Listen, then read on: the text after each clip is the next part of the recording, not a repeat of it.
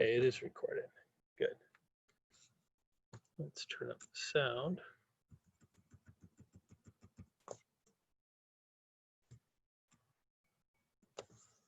There.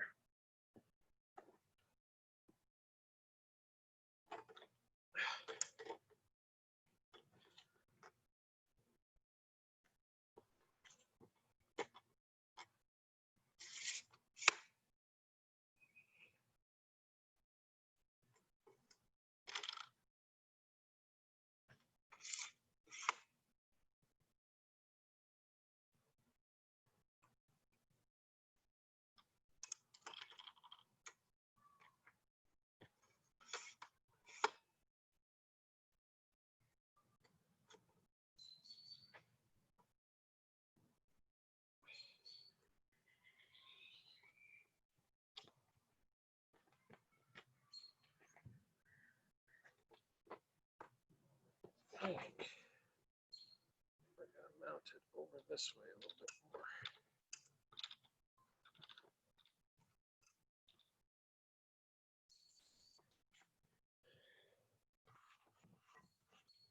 I don't care how far out it is.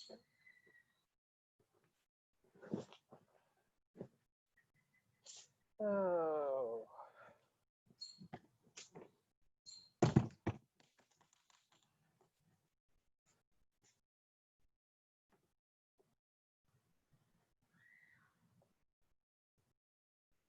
At the bottom.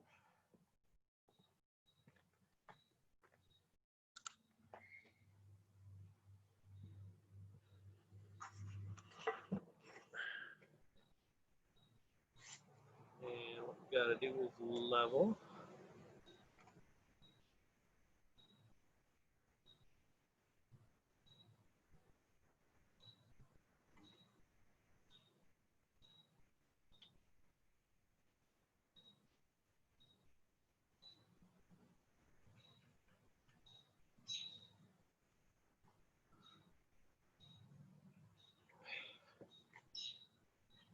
Best $1.95 you can spend. Probably say that every time, I bet.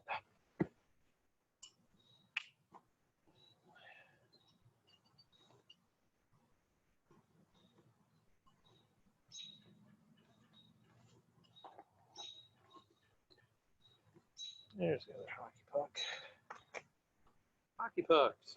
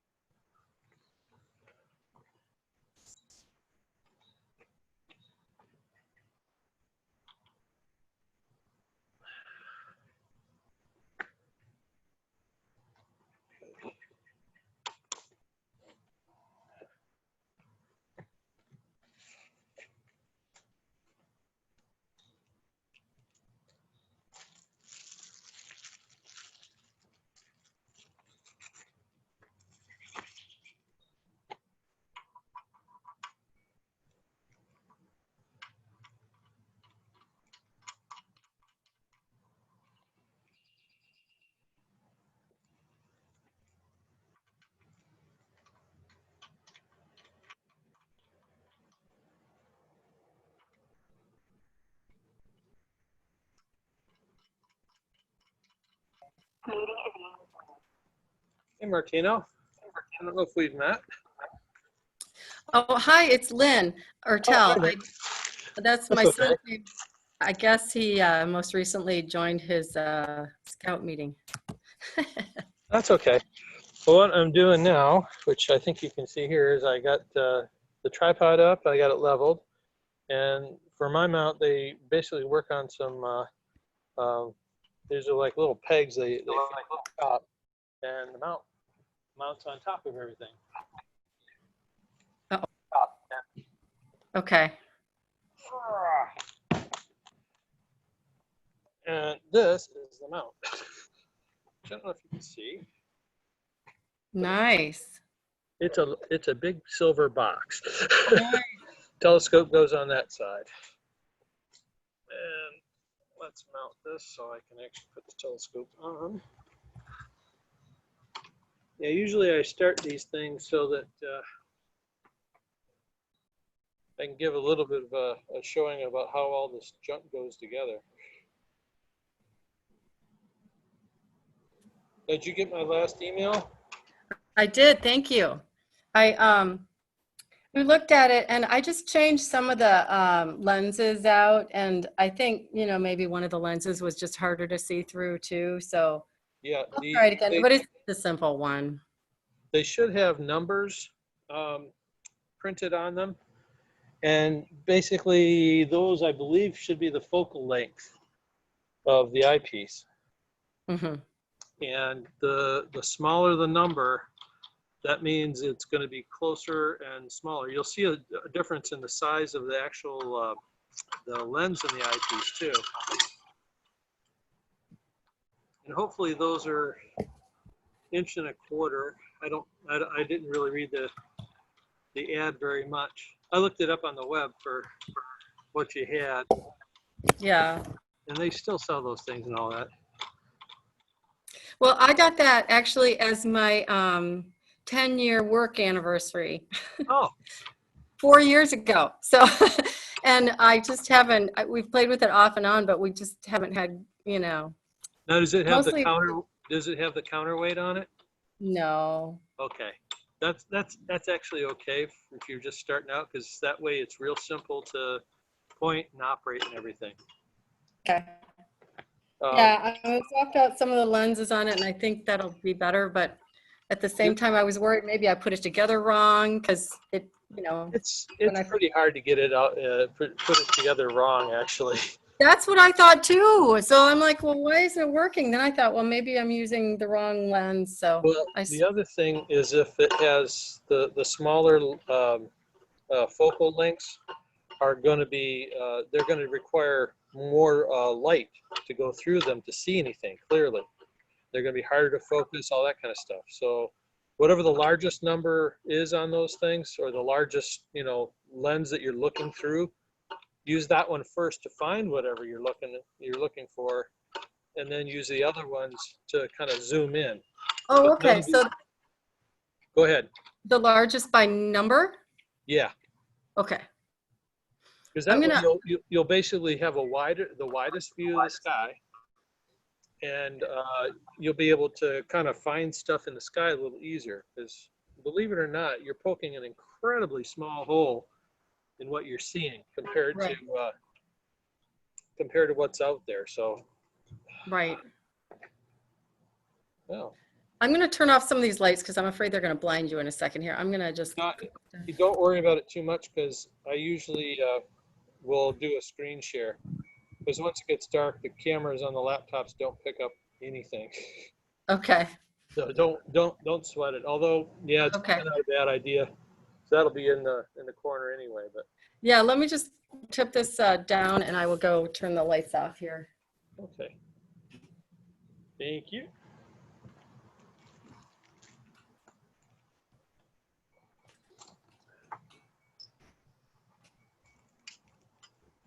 Martina, are you going to join us? Funny, after you do this a few times, it gets easier and easier. Oh, good, good, good. Well, this one is probably more complex than yours. I would almost guarantee. Like yours, all the tracking is all up to you. Yeah. My dad had a self-tracking one, and I'm hoping we can find it at some point. We don't know where. There you go. Well, this one, my original one was it's a Nexstar 4, actually, the first tracking one I had, which was a 4-inch telescope with the Nexstar, or original generation Nexstar tracking stuff. And I had a Meade 12-inch that was still tracking and all that, but the telescope itself was just so huge that it was basically impossible to carry around and do much with. Oh, wow. Help, you know? Mm-hmm. So my father-in-law, after watching me struggle with the thing for an entire evening and not see a single thing, he basically says, you know, Jeff, what you really need is a scope like that Nexstar and you need a bigger scope to fit on it, but not as big as the 12. So the natural fit was, hey, a Nexstar 8. That's And, cool. So he and got it for you? No, I sold both the Meade 12 because that one I got as a gift. Actually, the department I used to work for math. Come on, get in there.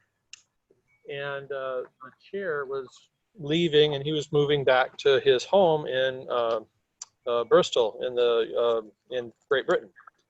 So he basically didn't have a case for this thing. Is like, it's going to get destroyed if I take it anywhere. So would you like to have it? And wow. I said, well, yeah. What did you got? I asked him, well, what kind of telescope you got? And his first question, he thought about it for a second. He's like, well, how big is your car? Like, what are you talking about? How big is my car? What does that matter? Oh, that is a big fella. It's like, I have a Chevy Lumina, and it's plenty big for, baritone saxes and all kinds of other crap that I pack in there. It's like, I think your telescope would be fine. You still hear me okay? Yeah, I can hear you. Okay. Well, can't see you as well now because it's getting dark. Yeah, well, there's not much to see on the image size anyway, so. Is this tight? Yeah, before I kill myself. So we're the only ones on? Yeah, I think so, but that's cool. We get a private view. Yeah. Are you gonna spot, what are you looking for tonight? Well, the object I'm really hoping to get is an object called IC 4604. It's a nebula that's, well, pretty much directly south. But, well, right now there's a cloud bank that rolled in, so I'm not going to see jack. Yeah, it is Which cloud. you'll find is like, this is an annoying aspect of this hobby. Yeah. Weathermen, I don't know how they keep their jobs because they're wrong most of the time. Yeah. So.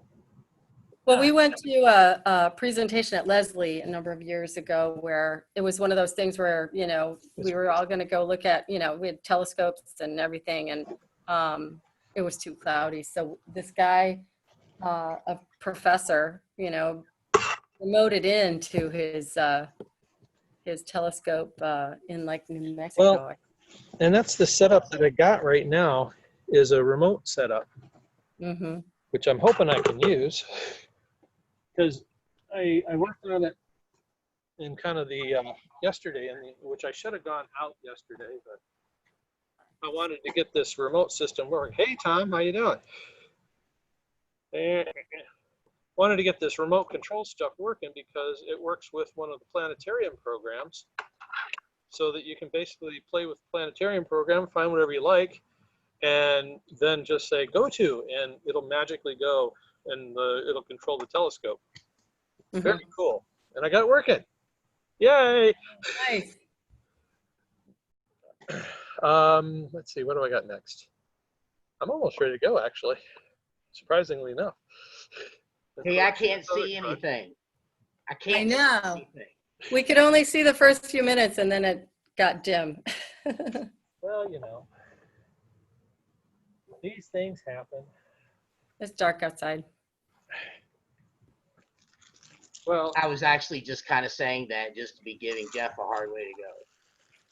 Yeah, Lynne, for your benefit, Tom is here, and he's a past friend, band and otherwise, and we exist to cheese each other off. So past friend, so not really a friend anymore. Oh no. I hate his guts. I haven't been on there in years. Actually, I was hoping I wouldn't have to talk to him. Wow, Lots tough of group, pretty things.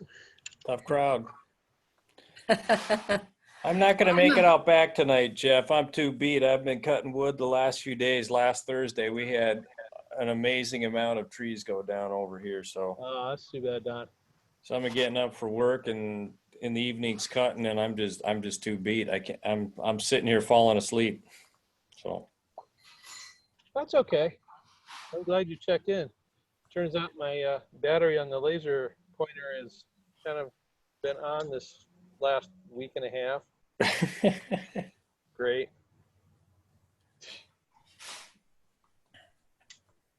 always fun to find that out.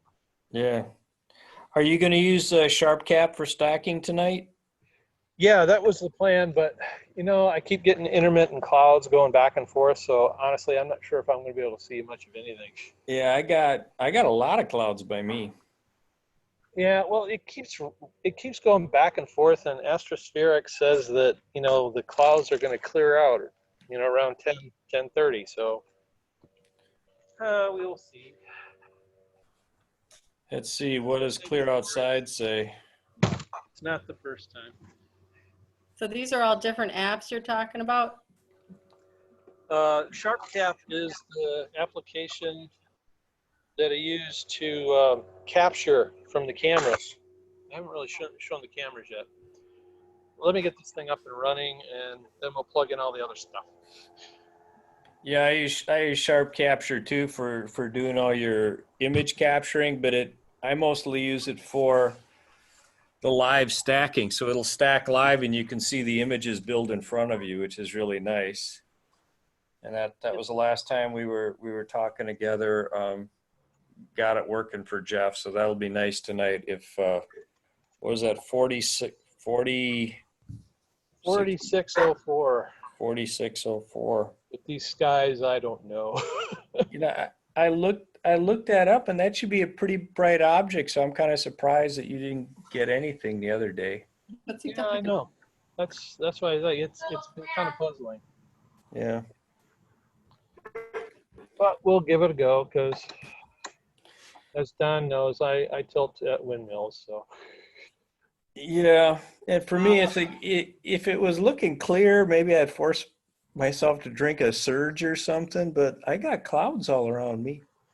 Yeah, I'm gonna check Right. again. And like I said, what did I just say? It was a cloudy. Which one is the app? Cloudy or This one, clear Weather sky. Channel said- Clear sky is not showing it to clear up. Yeah, this one, the Weather Channel says a few passing clouds, and Astrospheric says it's got. Oh, where is it? Come on. Now, clear sky says it should be clear at Peach Mountain right now, 2% cloud cover. but Peach Mountain is a stone's throw away from me, so that's no good. That ain't right. Yeah, this one's set to IPSI, and it's saying that it's only 2% cloud cover. Like, no. Well, that's like when I went out last weekend, it was supposed to be cloudy and it started clearing up, and I just went out and it was clear till 2:30. Yeah. Well, it's like I got all the stuff out. I'm just debating whether I should take this thing apart and put in the focal reducer or not. Probably. Well, I put my focal reducer back in. I was running native for a while, and I decided to put it back in and give up a little bit of resolution for some of this stuff. Yeah, I might as well, I guess. It's going to be in. Well, I'll take it out. If Jupiter and Saturn come out, it may not be worth it putting in, but I also want to put in the that sky glow no matter what. So I might just take it apart and put in the sky glow filter. Where's the little wrenchy thing? Wrenchy thing, there it is. I don't know. Should I ask? Do any of you guys know how to on Zoom? What I want to do is make Jeff's screen the primary. Right now I see 4. Oh, In the upper right hand corner, there should be something that says speaker view. speaker view. Yep. But then it changes on whoever is speaking to the large view, right? So what'll happen is when Yeah. Jeff's got his computer kind of set up, they can share his screen. Yeah, that's what he'll do. Yeah. Okay, you're right. That's what happened. Okay, thanks. No, it's Yeah, good to know. so a few weeks ago, we were the only two on. We were sharing each other's screen so we could show each other tips and tricks that we both figured out in the same piece of software that we were using. Okay. What if I go to, how much time do I have before my battery goes dead here? Yeah, it says hour 29. I'll fire up SharpCap and I'll show you, while he's setting up, I can show you how a live stack works from what's called folder view camera. And my folder view camera is stuff that I always say save the raw FITS files as I'm stacking. Now you have no video coming through right now. You're a blank screen. Yeah, I'm trying to save battery power. Okay, What okay. I'm gonna do is When you said you were gonna try to show something, I thought you can't show it. So okay. yeah, I got to get myself to I'll get it going here and then I'll just share my screen. Okay. Yeah, that's cool. See, Yeah, I accidentally shrunk it down. I didn't want to do that.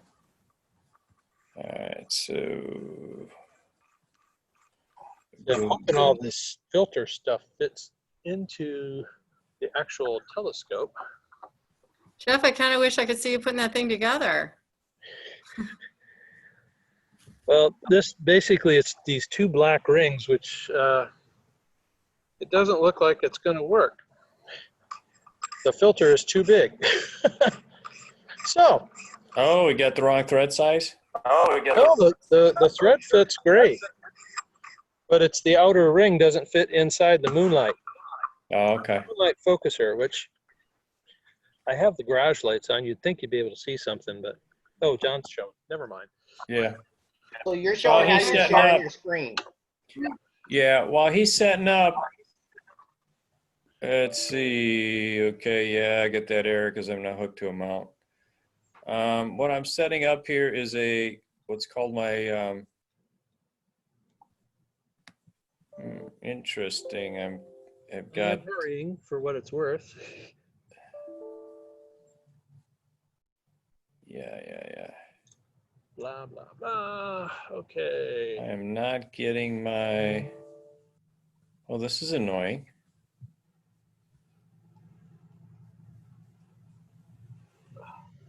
This is the magic of amateur astronomy. Well, I've got Amateur. Wait a minute. I paid my dues this month. those are like taxes. You get to pay to play. Yeah. Okay. Yeah. So this is kind of the normal screen I'm showing here. It's a little small, but what I'm going to do is my source folder here is I've got FITS files that I've saved. So let's go back and get something that's worth looking at. Okay. Okay. So the other night, Eagle Nebula is pretty bright. So what I'm gonna do is, these are all the captures I did. Okay. And so what I'm gonna do now is replay it. Gosh, it's really annoying when you don't have a mount set up. So you go to live stack or not. Okay. I can't see any stars anyway. Who knows what's going to happen with the alignment?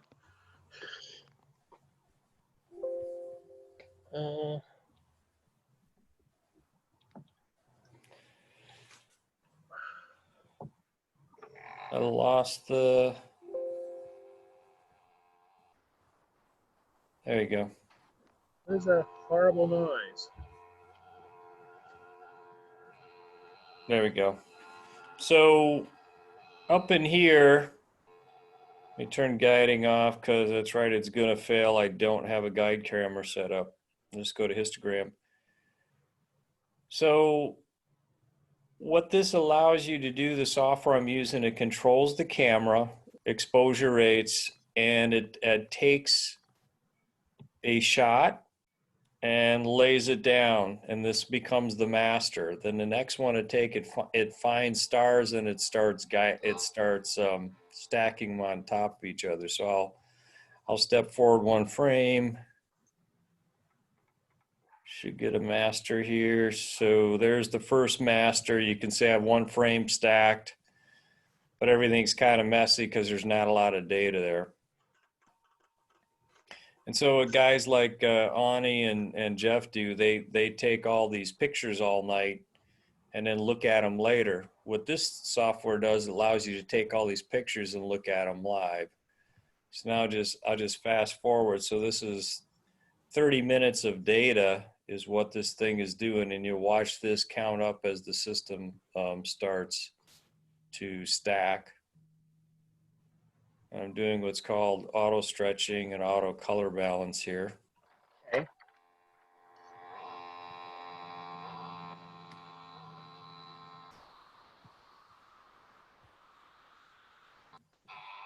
Ooh. Oh, that's a horrible noise. Yeah, it doesn't sound good.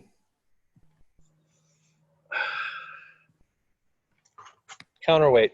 Forgot it. So what we're looking at right now is the other night I had grabbed Eagle Nebula, like I say. And right now, let's see, source folders, I suppose.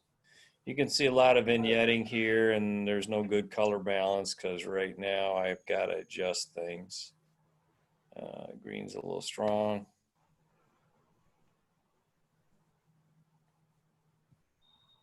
Blue's a little weak. That's better. Now it doesn't make that obnoxious noise. But something else bad is going to happen. I'll make that a little bigger. So over the course of the night, now I don't have, I didn't add a flat file or a dark file to do any subtraction of noise, but over the course of the night, so this would have been 16 minutes, 20 minutes in, and this is the kind of detail you have, and then you just continue to play around with stretching it live and bringing out details, and next thing you know, you got those images that I post every once in a while, but I get the luxury of seeing it live. I'm doing another histogram stretch, get a little bit brighter. But that, ooh, I went too far.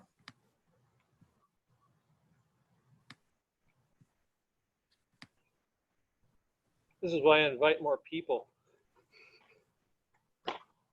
Makes up for the general incompetence on my part. I'm just stalling for time for you, buddy. So I think I sent this to the club the other night. So you can see this is not processed very well. And, you know, usually the only stuff I do if I send something to club, I pull them up and I, crop them a little bit and shrink them down so you don't have a gigabyte of data there. But normally you can use flats and darks.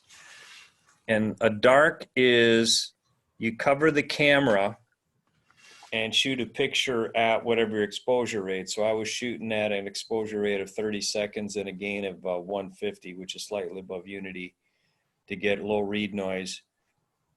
And you have the camera completely closed back so it looks for hot pixels and things of that nature. And then something called a flat, it would be, it's a picture of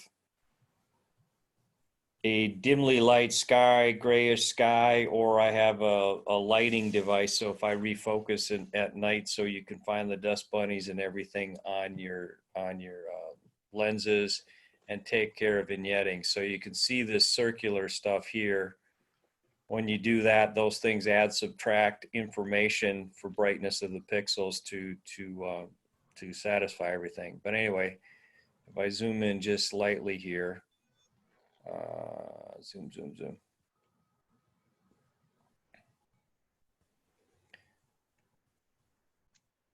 So you can see less than a half hour of data. These are what do they call these? The pillars of creation or whatever, the Eagle Nebula. And you can see how it looks kind of like an eagle.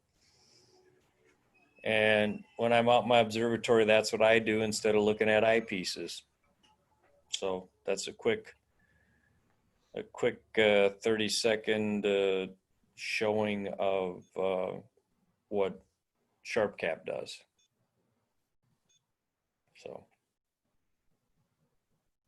I will stop sharing and let you take back over your show there, Jeff. How's Really that? beautiful. That was really great. And then, like I say, when you do darks and flats, I'll show you a darker flat so you can see what I'm talking about. So if I go back to here, get in my dark library, and I'll show you my darks. Now what you try and do is you try and get your temperature, you want them relatively close.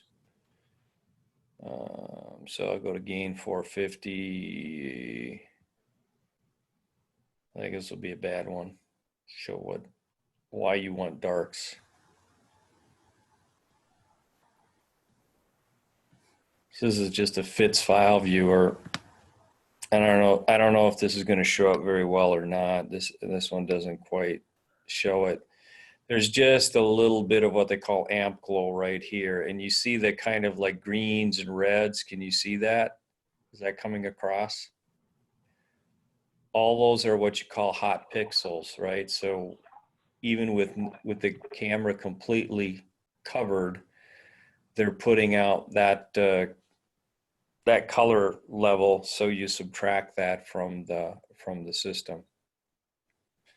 And then let's see, the last flat frame I took, actually it might show better here.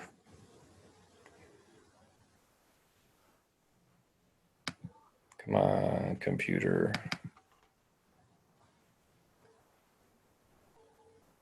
And the longer your exposures are, the more you get into these amp glows and type of issues. This one shows it better. You can see this in the corner right here. You can see the little line coming out. That's from the electronics getting hot and the sensors getting hot. And then I'll show you why flat files are so important, because I'm trying. Jeff's the last time we were looking at his, you had a lot of vignetting that one night, Jeff. Yeah, I probably will still. So if I go here, I'll just show what my flats.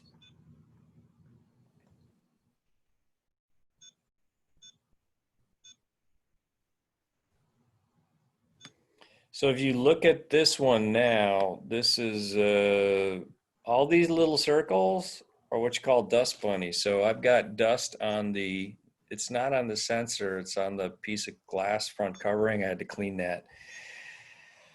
But what happens is this subtracts or adds as necessary, so that when you take a frame, it flattens it out. So when we were looking at the Eagle Nebula, you saw how it was real bright. What happens is the dark areas, it brings up brightness, and the light areas, it brings it down. So it gets you and that's what it does. It flattens the file, the equivalent of spreading the light out on the edges of the pictures. So that's what I got to show quickly, impromptu. I can show other pictures, but yeah, that's not what you're here to look at. So I bought you 5 minutes there, Jeff. You lined up and ready to go there, hey? Yeah, I'm pretty darn close. It's aligning to Vega, and frankly, I'm feeling pretty lucky because Vega is actually visible. Yeah. Now, whether I can find it in the telescope in short order is another question. Well, like I told you on the email the other day, I'm using CPWI again for my mount controller. And one of the things I was complaining about, I said, you park a mount and save the alignment, and then when you bring it back up, it would say, put your mount back to the 0 position, everything at 0, and then slew to an object to confirm it. And I said to him, you have all the data exactly how you parked it. If you haven't moved it other than time and date, why are you making me do that? And the beta version that's out now, they put it in there. So when you open it, when you go and say restore your previous calibration, it says, have you moved your mount or not? And if the answer is no, it says ready to go. And I just say slew to an object and plink, it's right there. So Yeah, well, it's kind of the luxury of having yeah, your own observatory. and what I find for that is like earlier in the evenings, you can, you start looking, you can look at stuff that, or daylight observing, right? So, Yeah. so anyway, guys, I'm going to call it a night. Hey Don, I want to tell you I appreciate what you were showing me before, but my computer went dead. So Oh, yeah. But anyway, maybe next time you can show me. But anyway, thanks. well, next time if I'm doing it, hopefully I'll be out in the observatory and then actually looking at something, stacking something from ground zero. Yeah. Yeah, that was really impressive work. So I've learned how to do live stacking from Don. Well, hi, good to meet you, Don. I'm Lynn, and my son Martino here, and we Yeah. Jeff invited us to join tonight. So Yeah, we're looking forward to it, and we really enjoyed your demonstration there. Thank you. you're welcome. What's your observatory?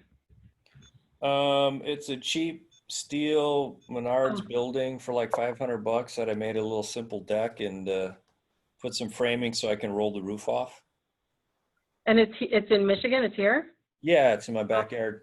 Oh, cool. Wow. Yeah, it was just something quick and cheap. I saw some ideas online and I said, I can do that. So I did. I could do that. Wow. And where I live, I'm out in the country. So it's,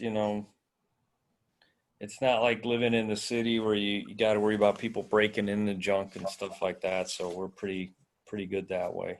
Yeah. Plus, most people have a hard time getting back there with all the trees. Well, so.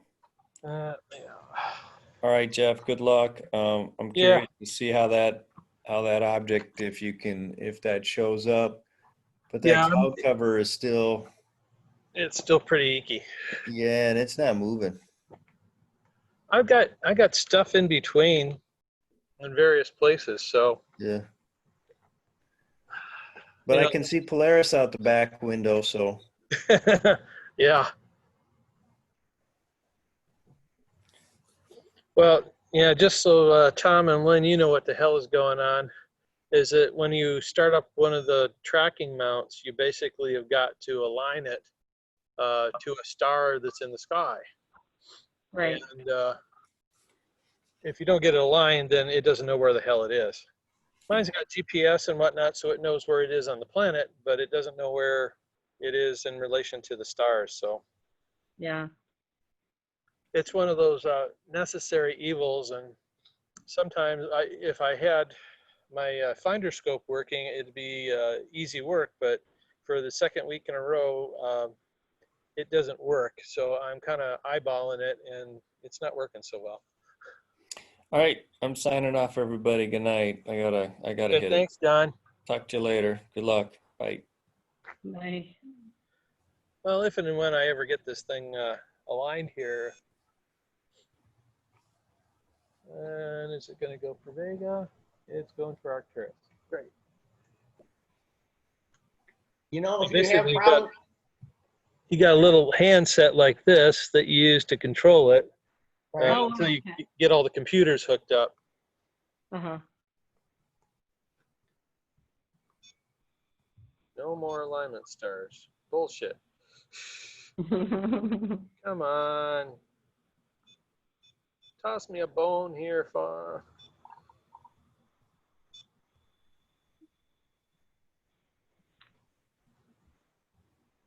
I thought it was supposed to be pretty clear tonight. Guess not.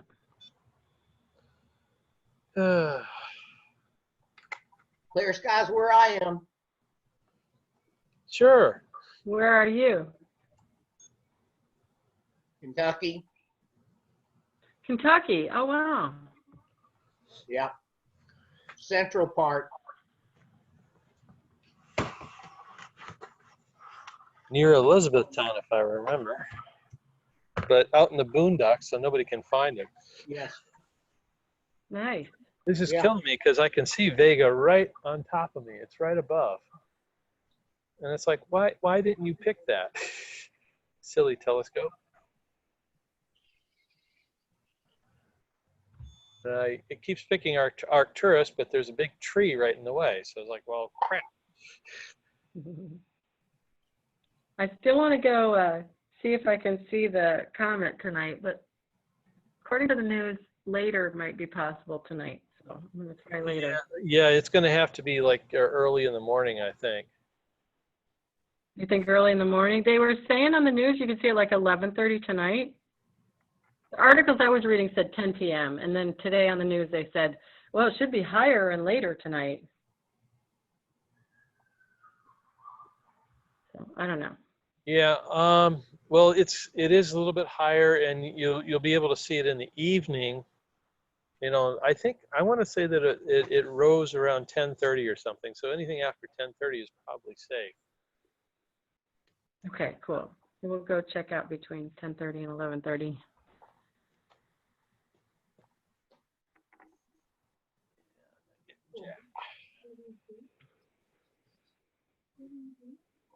The brightest target.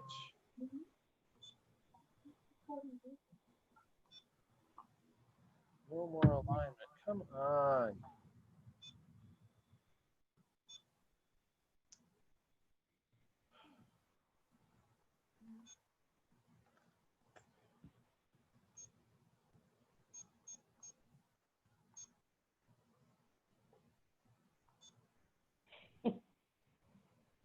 I'm going to cheat and take it to Vega, since it sort of knows where it's going. And then we're going to do, you can basically sync to a target once you get there. So I'm hoping it's close enough to Arcturus that it'll find Vega, and then we're home free. If not, I'm just going to simulate what you might see otherwise. So we can get the night going.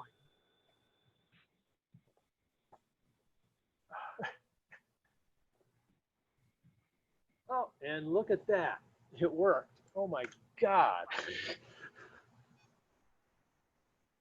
This is amazing. My bet actually worked. My bets never work. Tom can tell you that. Yeah, this Kotmanis guy, he's an idiot. You know what the hell he's talking about. Well, I wouldn't say that to your face. Okay, so we're gonna sync to target. Enter to slew, stars, name stars, Vega. So you go to where you think Vega is, and I center it.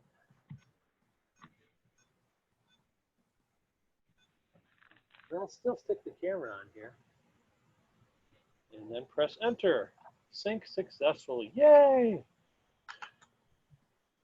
Okay. Now comes the fun part. Glasses back on. Looking through the eyepieces is often kind of difficult if you have glasses on. So I typically take them off.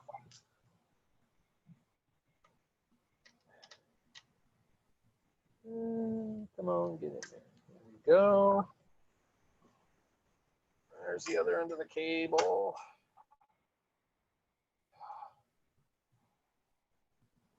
Nothing like fumbling with cables in the dark. That's really fun.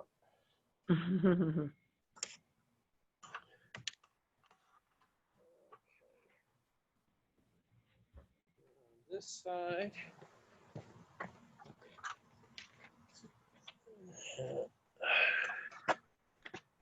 Plug in the cable somewhere. And I do have a red flashlight for just such occasions. Okay, so first thing, start that up. Connected, excellent. I should show you my screen. Share screen, whole dang screen. There we go. So the first thing I brought up is this little dude here, which is Ioptron Commander, and this is what's talking to the telescope mount right now. All the telescope mount stuff is here, and then I'm just going to start Stellarium, which is our planetarium program. Da, da, da, da, da, da, da, da, da, da. Which I have a very slow PC, so it does take some time. And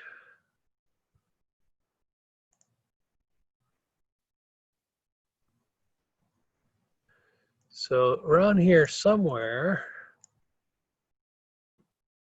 probably near the top,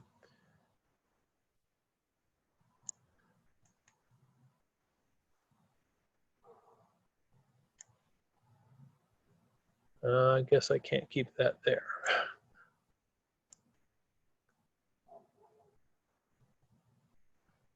Don't need that. But there should be a little circle. Current object. Oh, let's do there.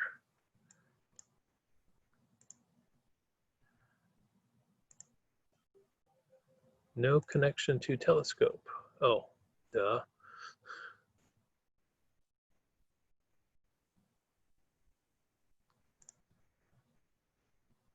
Ah, and see right here, this is my telescope and where it thinks it's pointing. And when I plug in my camera, that's about where it thinks it's going to be. You guys see that okay? Yes. Yep. So, let me get the camera.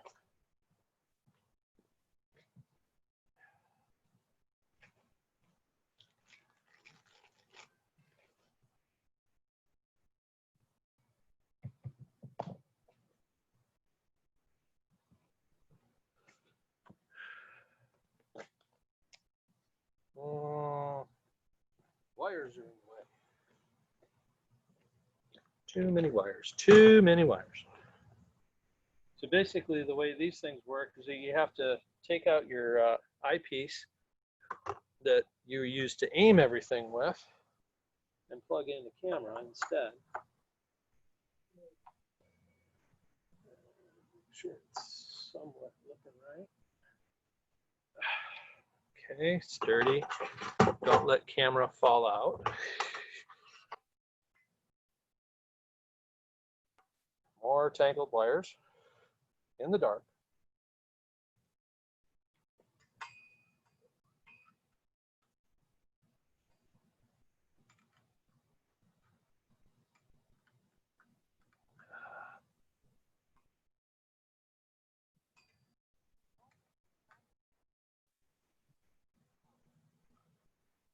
Oh, duh.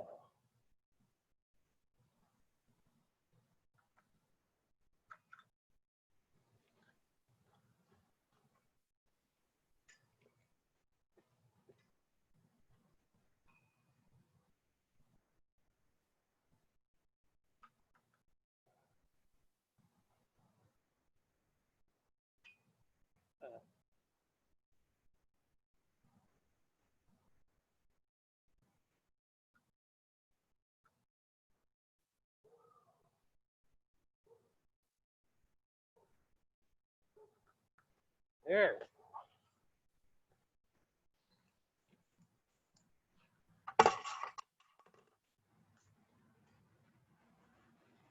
And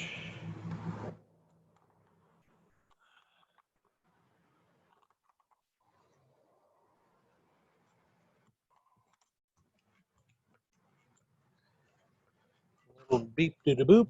That was the camera getting plugged in.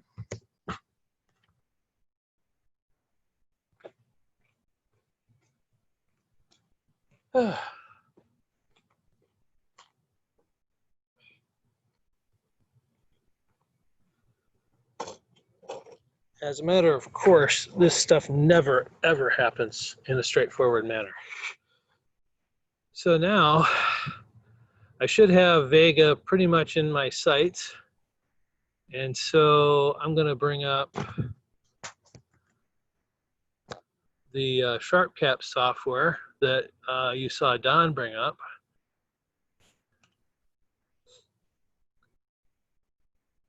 And basically now I can use the Stellarium, the planetarium software, to kind of move around and point the stars, and then I use the SharpCap to show people what's going on.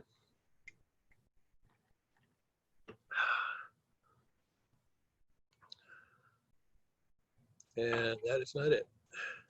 Doesn't that look impressive? I choose my camera, which is a ASI 294 Pro. And this is what you see when the thing isn't focused. Because I used an eyepiece before and the camera's got a slightly different focus length. So I'm going to stick over a neat little focusing tool and we will focus.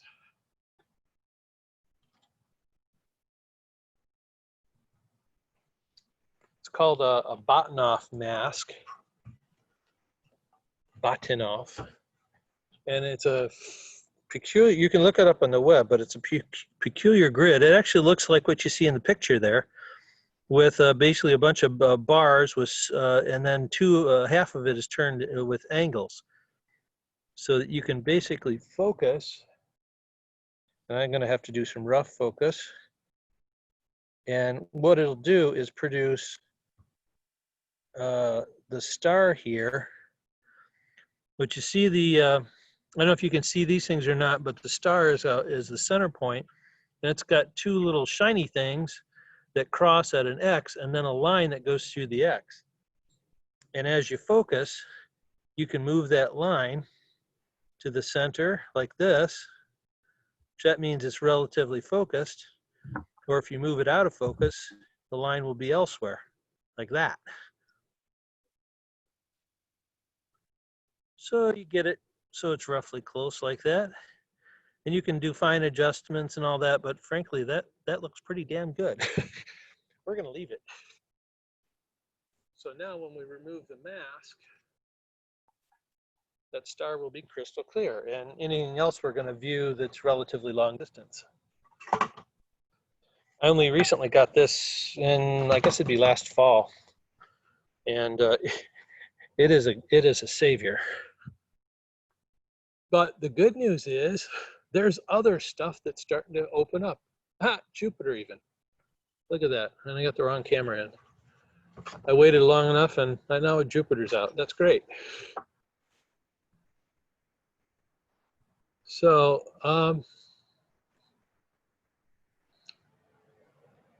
you know what?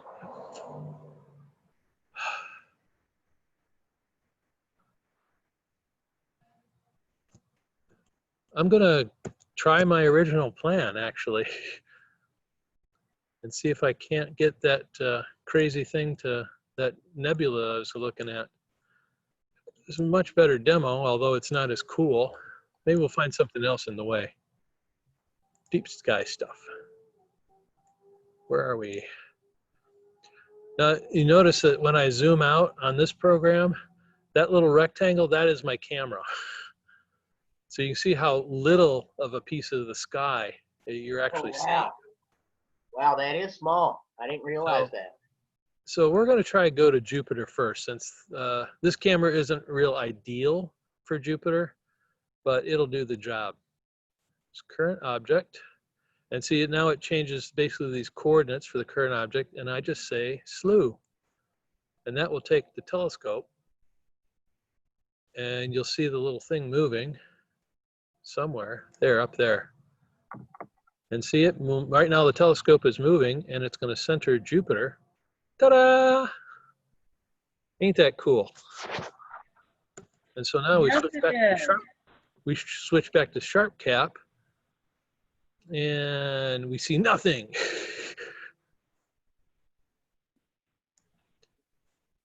And now we're using a little bit of a trick. This is actually, I would almost bet it's one of Jupiter's moons.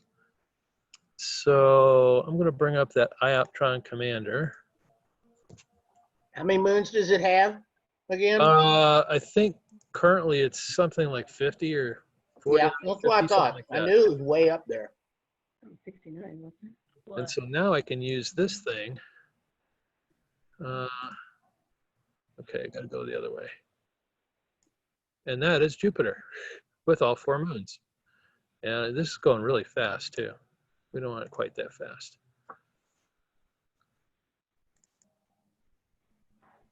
And right now, see, I'm controlling it via the computer, which normally I don't do. You know, I normally have a handset, but now it's like, well, this is cool. So let's get back in SharpCap. Ugh, raw 16. And see, now I've got this gain turned up, and I use that so I can see all the stuff that's around it. So if we turn the gain down, around 212, 220 is where it's supposed to be, and we take the exposure time down, it looks really boring, doesn't it? Exposure up a pinch. But in this program, I can't really zoom in. Because like I said, this camera isn't really, it's really not built to do this kind of thing. The gain is what they call it. It's like a microphone gain, where it's kind of like the sensitivity of the microphone. And I can turn up the exposure, but see, that just turns it white. You end up getting moons in there. But here, I wonder if live stacking would work. 79 identified moons. Mm-hmm. So it's 10 more than you thought. Yeah, I thought I had heard 69, but it says it now has. Yeah, live stacking doesn't work with planetary.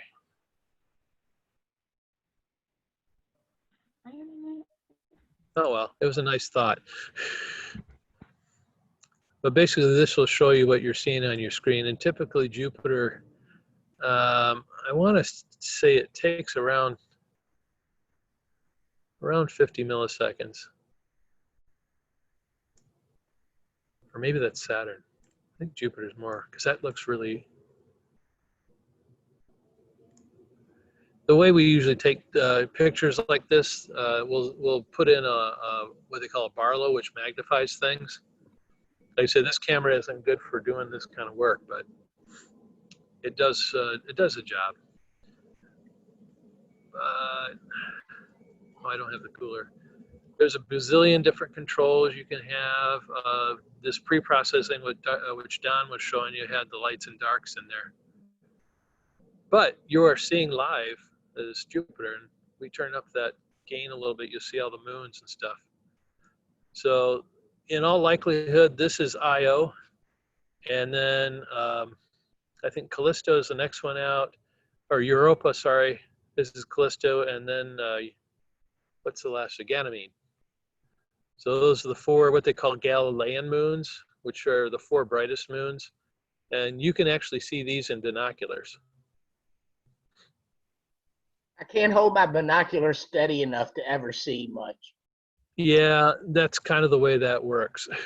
Yeah, but I have, yeah, I've done that before. But this, you can see this has got all this green speckles in here. You can see that's kind of that's what they call noise, which is kind of saying your gain is too high or your exposure is too high. But you know, the sky is starting to clear up. If you guys don't mind, I'm going to try getting that other thing in view. See if we can't track it down. Turns out this is near Antares.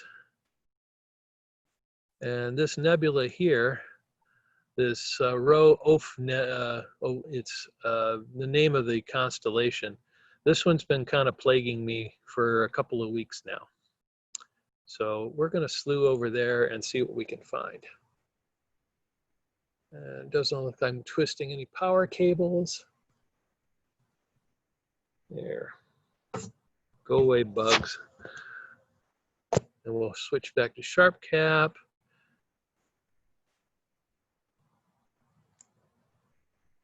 I may have to. Basically, this thing is near the star Antares, which, if I remember, we had to move a little bit over for Jupiter. Yep. And here's my nemesis.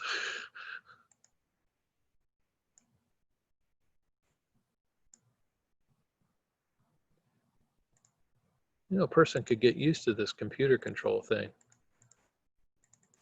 There's a lot less running around and focusing and playing around with this stuff. So I'm going to get rid of that. Go back to SharpCap 16. We want fits files. There's a few of these things you have to kind of mess with. The binning, what that does, just to explain a little bit, you have pixels in the camera and each one of them, you know, takes up a single block. With binning, you can combine, in this case, I've combined a 3x3 grid of pixels to detect and read off as the same amount as a regular one. So the idea is that I can get more sensitivity out of it. So if I have a difficult to find or a difficult subject matter or target here, I can make it behave itself a little better. I'm going to center this way. But see, right now, all the motors in the mount, if you were here, you could hear them. They kind of make a funny, whispery, worry sound. And they're all keeping this centered in there. And you can see how sensitive that is by just a single movement. Like if I touch the camera, ding, you can see how much it jiggles. Yeah. And that's how sensitive everything really is. I don't know what that was. What I was going to say, what was that? Oh, that was a jet passing by in front of the camera. Okay, so I know. Oh, that was cool. I know that this object takes a good deal of light. And last time I did this, I was taking 20-second exposures. And of course, the gain isn't nearly up there. I think we had it around 267.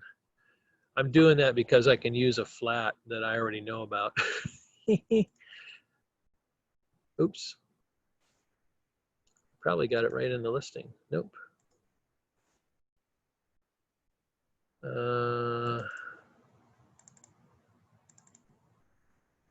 No items match your search. Why not? Dork. Well, I guess we'll take it without flats. Darn. You can try it with a dark, but that ain't gonna do a whole lot of beans. 27.6. What did I set that to? 21.8, that's why. 27.6. Yeah, what Don does, which is probably smart, is he takes them at like 30 seconds, 35 seconds, and nice even gradients, and he always uses those values so that you don't run into this problem like I just did. So now if I do apply flat, and the flats are the most important. And I'm borrowing one from the other night because I know, oh, come on. Capture row, oh, flats. Okay, fine. I'm a little new to this, so this is giving me fits. 267. I'm just gonna live stack. I'm gonna clear. And basically what the live stacking does, like Don said, it's gonna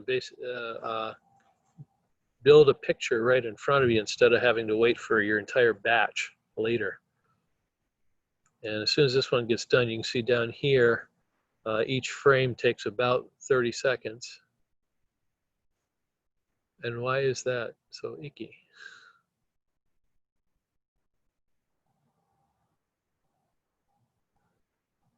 Okay, something's very wrong. I wonder if, no, I'd use the max.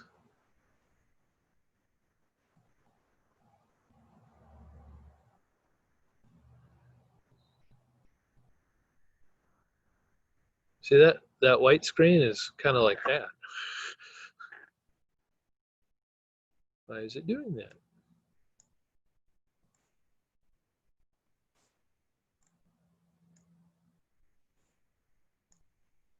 There we go.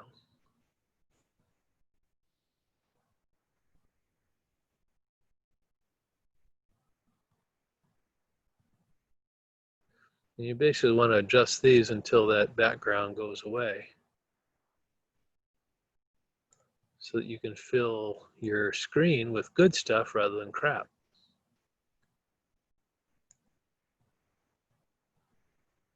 Now that right there, I'm not sure what that is. And the greens are too icky.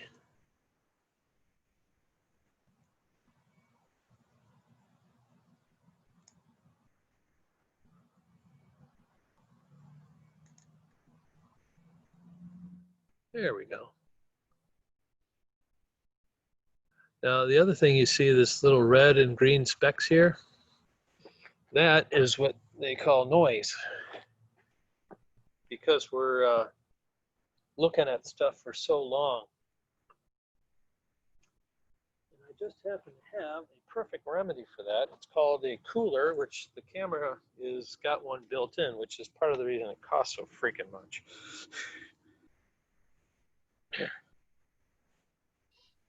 Which I just realized I got kids watching. I shouldn't say that.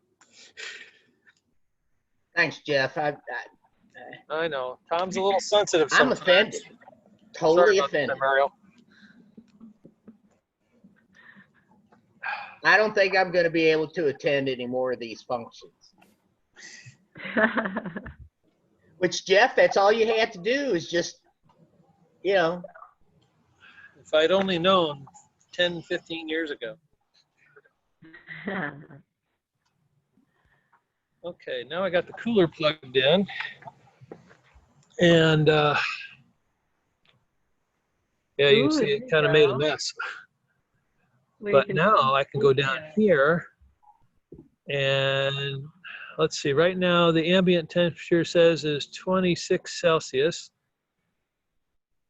This camera can take it down a number of degrees. Right now it's set to do 12, so we'll turn it on. And that's not that big a drop. This thing can take it down to negative 36 Celsius if you need it to. And what that's going to do is as the cooler comes online, which you should be able to see like down here, you'll watch the temperature drop down here fairly quickly actually. And as it drops, you'll notice that those little red marks and stuff will slowly go away. And once it gets close to temperature, I'll reset the stack and that'll get rid of that junk. Now this is actually showing me the opposite of what I normally get. Normally I get clear stuff in the middle and a bunch of crap on the outside is all white and nasty. This is a bit more reasonable. I see now the red stuff is starting to go away. I should, let's clear that out. Because we're getting close to the, what, 20, well, 12. It's coming down. But once we get another shot, you'll see all that noise just goes away. And what I probably should do is shoot Jupiter and Saturn up close, since I got you guys here. And it's already 10:30. I could change out cameras and repoint pretty easy.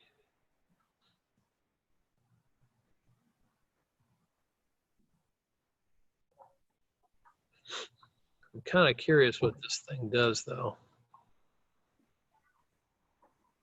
Well, that's a proper black point.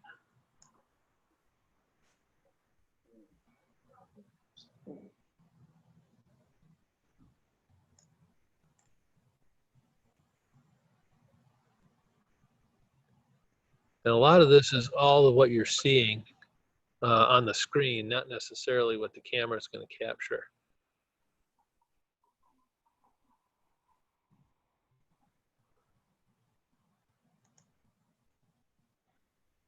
And see, somewhere in this region here, we should see part of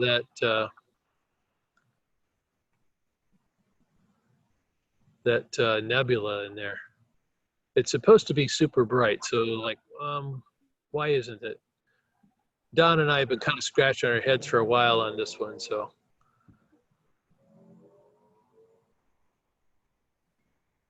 I thought I could see it defining a little more with some of the earlier settings you had there.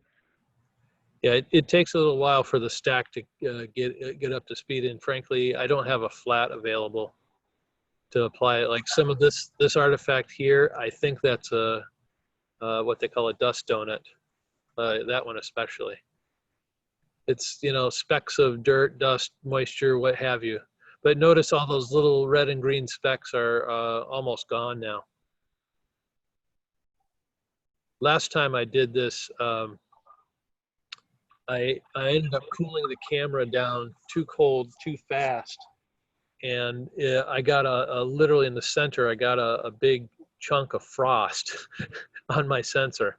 So I had to turn off the cooler and wait for it to go away and slowly turn the cooler on and, you know, melt that thing away. It never did go away entirely, but you'll notice now more stars are starting to come out as each, you know, image comes in.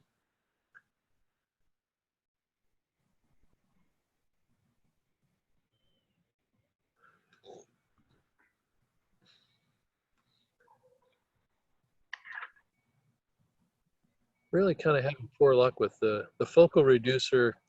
Remember I showed you in Stellarium where it had the tiny little square. That square gets even smaller without the focal reducer in there. And I was trying to keep things reasonable. Let's bump this up just a tad. All right. Well, Sometimes, are you going to be here a little bit?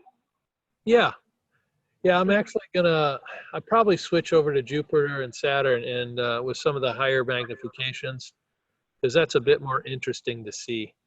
Okay. That sounds really cool. I'd like to see that. Okay. I need to let my horses in. I thought I'd peek out and see if I could get a glimpse of the comet too. Sure. You get that on your scope? I got a big tree in the way in a house, so I won't be able to get that. Okay. All right. I'll be back in a few. What's a few? Well, I'll just put myself on mute. And if you need to finish up before I come back, then probably like 10 minutes. Oh, then that's fine. Okay. All right, great. I'll put myself on mute. And if you need to go, don't worry about it. But if Well, you're- and I'm probably gonna be on till 11, and then I'm gonna be off. So I got 20 minutes. Okay, well, you know what? This is gonna probably be a fruitless endeavor, but you can kind of get the idea for deep sky. This is the process. What I'm gonna do is switch the cameras out and put the planetary camera, and we'll go back to Jupiter and hit Saturn so you guys can both see that. Okie dokie? Yeah, I'd like to see Jupiter with the rings. You can't. Jupiter doesn't have rings. What's the one that has the rings? Saturn is the one with the rings. Okay, well, sorry. Yeah. Okay. Okay, it's Saturn. I was thinking another way. Was that Saturn that we were looking at a minute ago, where you said they had That like was- 50 moons, but we saw like 4 or 5? That was Jupiter. That was Jupiter. Oh, Jupiter is the largest planet in the solar system. okay. Yeah, it's going to have to be another night for a row. There's too much haze and clouds here. Okay. Okay, I'm going to switch out the cameras. Let me get the camera and the Barlow, and we'll be ready to roll. Cool. I'm good at switching stuff out. That's I've good. said that before, though.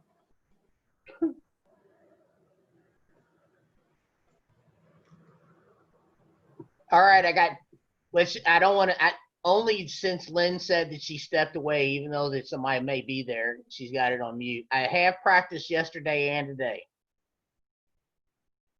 Say what? I did practice yesterday and today. Well, good. Yeah. Primarily just on the new song. I'm not reading it. I'm playing it, knowing where it's going, and then using the feeling. And then I'm gonna have to look back at it and read it again and play with the metronome, make sure that I've got it right. Anyway, it's an easy song. Actually, it's one that I can use to learn my tone. Anyway, I don't want to talk about that anymore here. Okay, sorry. No, no. No. Lynn's off right now, so. No, I know that, but this is not what we're here to talk about. So I just wanted to tell you.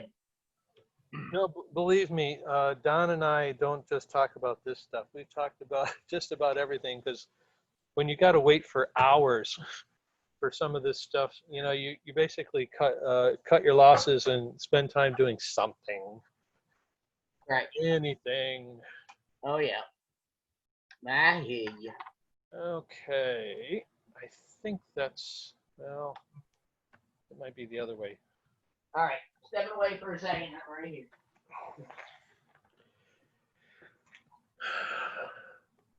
Well, I got the other camera switched out, and I'm gonna not bother with the cooler anymore. Share files.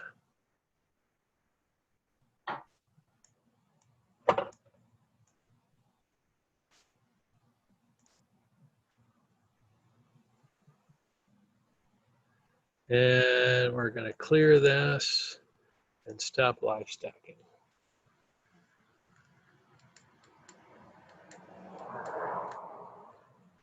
So, ugh.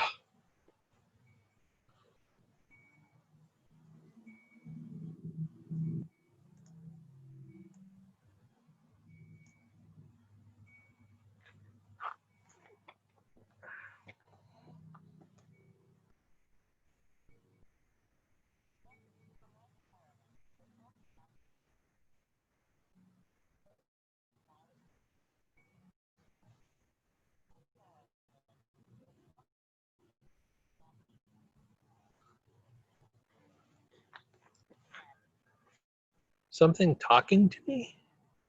No, that's me. I was kind of whispering to my little buddy. Oh, okay. I'm gonna go find Jupiter. Current object slew. Okay. Telescope is off gonna find Jupiter again, we hope. Let's hope. Well, so far the track record tonight has been good. The bugs are starting to bother me, which is, well, it's about average. Oh yeah, that's right. It doesn't know about the new camera. Here we go. Probably help. No comment.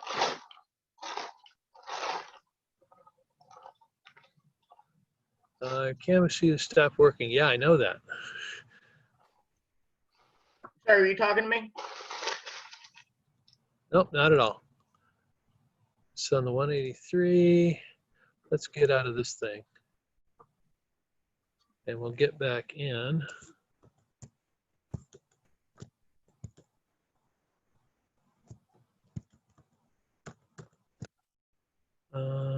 SharpCap, there we go. Sometimes SharpCap gets a little confused.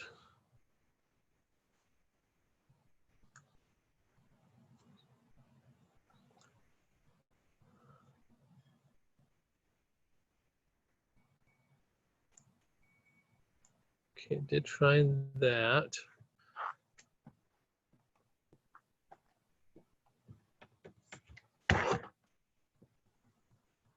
Oh God, yeah. Don't mess around with that. I'm gonna have to mess around with focusing a bit.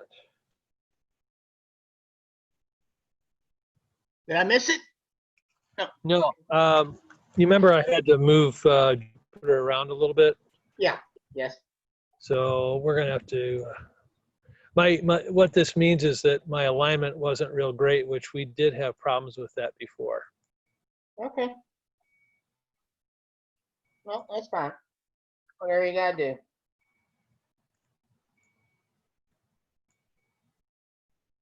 I mean, I can't imagine that any of this though is just like an easy thing to do. I mean, you got some equipment that's got to be set up. It's got to be done right. It's got to be connected and all that. I mean, I just can't imagine any of this is just a real quick thing.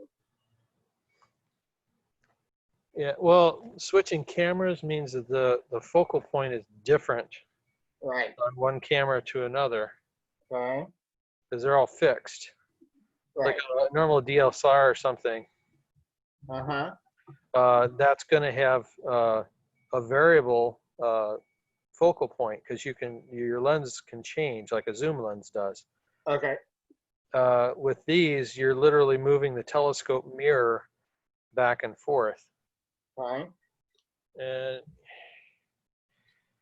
I'm not, oop, I just saw something. Uh-oh. What'd you see? Well, usually if you're out of focus, things will appear kind of donut-y. Okay. And if you're close,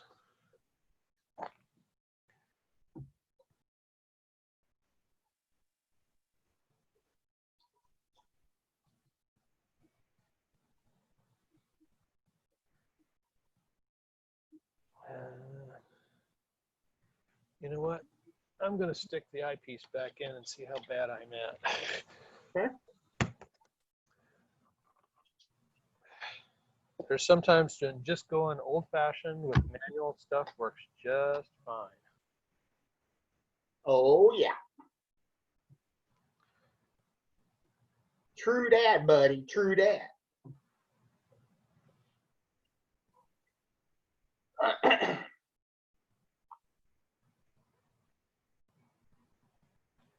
Okay, I'm going to make this go down a little bit. Oh, you got it on there. Yeah, it cleared up here recently, but Who's online with you? Tom, Lynn had to bring in her horse. Is that Gretchen? Yeah, hey. Hey, Gretchen, how are you? I can't see you at all. I just see a blank black screen. That's all right. There's nothing to see here, really. Yeah, I know. That's what Jeff's showing us. How's Emma? She's doing good. She's adjusting. Yeah. She got a little skittish there. And so we're trying to recoup, I don't know. I went to pick her up or something, and she just, now if I bend over and she kind of is skittish, so I'm just sitting back. Yeah, that's what we had to do with Autumn. Did Jeff tell you? When we No. first got her, you couldn't even be in the same room with her. I don't know what Yeah. people did to her before, or if she was just freaked out being in a new place. Yeah, Jeff said that. Yeah, I remember that. Yeah. For the longest, we learned that she did want to be petted. We would have the brush, and Yeah. we'd like stretch out, so she knew you couldn't pick her up. You were all stretched out, and Right. we would brush her cheeks, and she really liked that. Oh, yeah. What I did to show her she had control, and we would obey her what she needed. Oh, yeah. I would rub my fingertips together as I was walking towards her, and I was reaching out. If she flinched, I walked away. Yes. And it seemed like every day I could rub my fingers together and get it closer and closer and closer. And the one day I was rubbing them right next to her face and she still hadn't flinched. So I reached out just a fingertip and started rubbing her cheeks. Yeah. And it seemed like after that, everything started coming together. She knew I wasn't going to pick her up. I Right. think that's what she was really terrified of, is that someone would pick her Right. up. Yeah. But Well, but Jeff- see, here's the thing. See, with Emma, I could pick her up.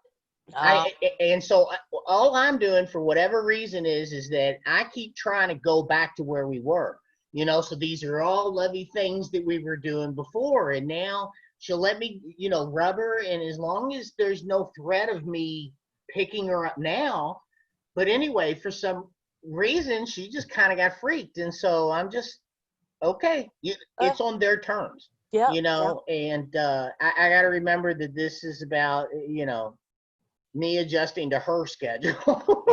yeah. Well, Jeff did something new today. He was What's sitting that? down, and she came up beside him, and he actually picked her up and held her on his lap. No. And she was freaking out. She was all tense and shuddery, but he held her for a few minutes. Did she stop shuddering? she stopped shuddering for about 30 seconds. So yeah, he held her for about 30 seconds, and when she got squirmy, he just opened up his arms and let her go. Yeah. Oh yeah. And Oh, but that's good. that was huge, picking her up and holding her Right. like that. How Now, long have you guys had her, and how old is she? she is going to be 19 next month, and we've had her for as long as we've had Loki. Loki. We got her like a month before we got Loki. We happened to be, I don't know if Jeff told you the story. What Are you there? story?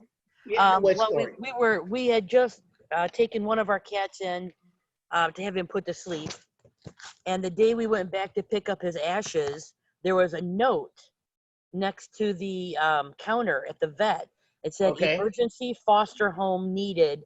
Has to be a quiet space." And we had only one cat. We only had Palmer Right. Yeah. because Polo had just passed, Right. and we went back to meet her. And the vet, this particular vet only deals with cats. Okay. And what they did is they would let their adopted cats walk around in the vet in the Okay. clinic area.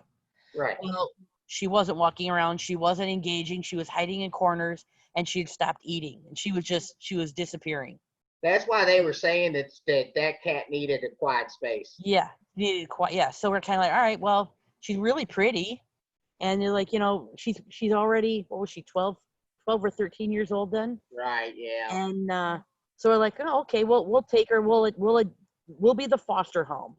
Right. And the first week was terrible. She was so petrified. Yeah. She hid behind the washing machine, and we couldn't get her out.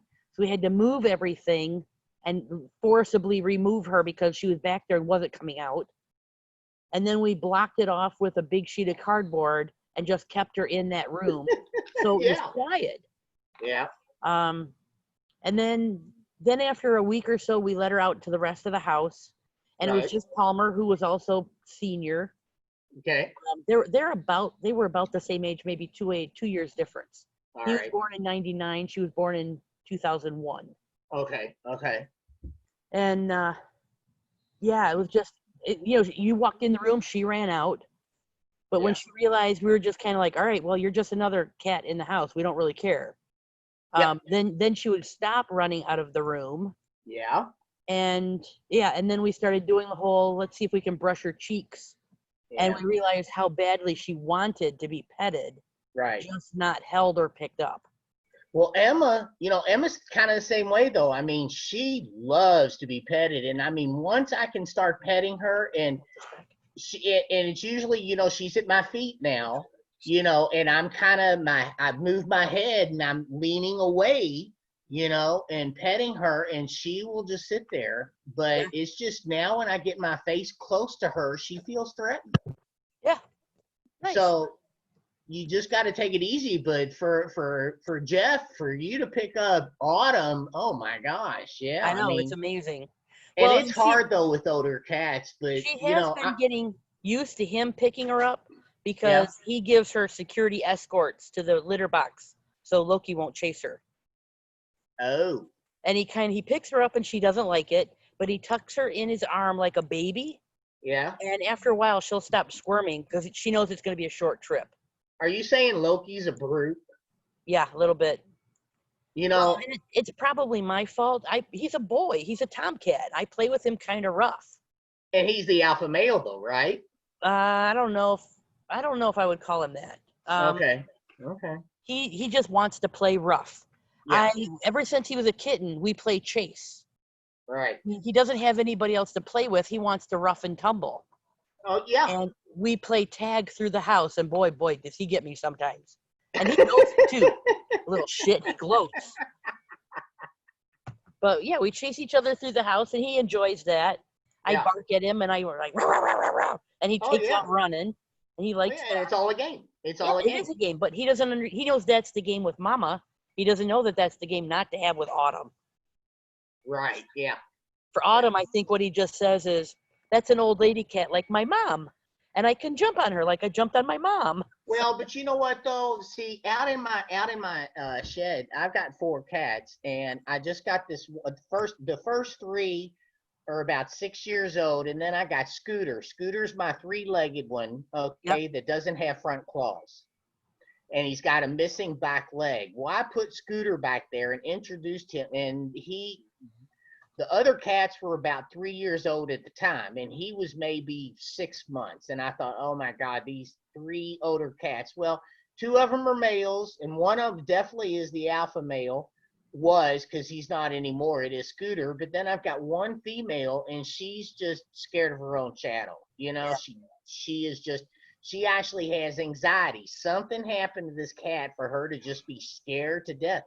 But anyway, my bottom line is that Scooter now sees that in, her name is Sammy, the female, okay, that just doesn't want to fight back or anything like that, you know. And Scooter torments her. Oh, And so I had to build a shelf way up on the wall that Scooter can't get to because he's missing a leg. You know, but Sammy can get up there and get away from him. He's a bitch. yeah. He is. Anyway. I'm gonna go back in. All right. So what is this? What is this here, Jeff? Yeah. He's okay. trying to, Good talking he's to you, trying to Gretchen. get in on, it looks like Saturn, Oh, is that Gretchen? Jupiter. Yeah. Hi, Gretchen. It's Lynn. Hey, Lynn. How are you? Good, good. Hey, are you following my bakery page?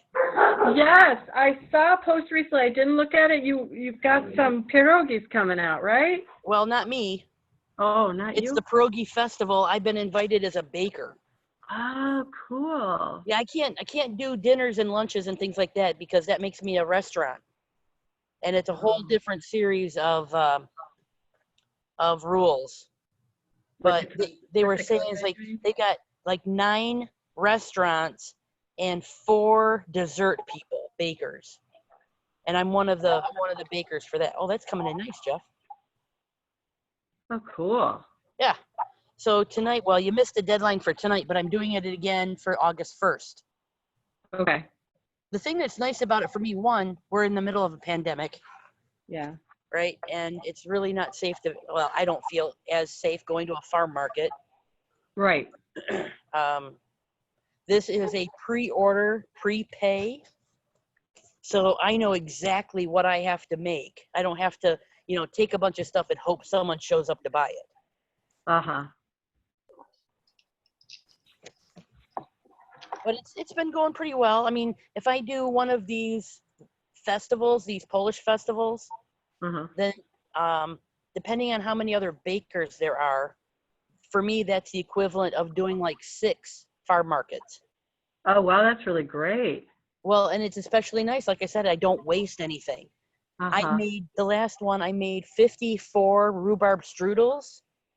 And strudels are tricky because I will only bake a couple of them because it's really hit or miss if I'll sell them, depending on the crowd or the weather or the events going on in the community or whether there's, someone farted as they walked by. I don't just, it's touchy.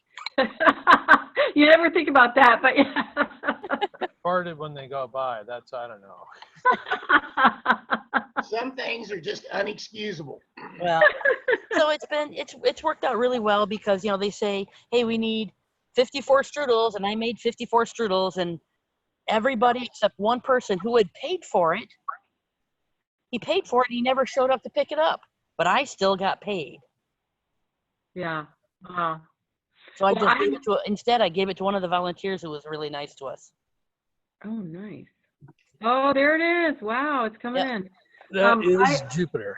I have not made 54 strudels, but I did make a wild black raspberry pie on Sunday, and it's Nice. fabulous.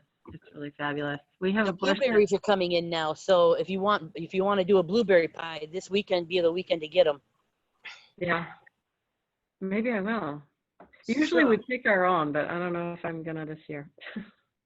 But I did pick those berries, of course. They're out in Hey, my... if you ever hear of somebody who has red currants, let me know. I need about 7 pounds of red currants. It's What are you just, gonna make with those? I make a red currant cake, but I'm not going to be able to make it if I can't get the berries.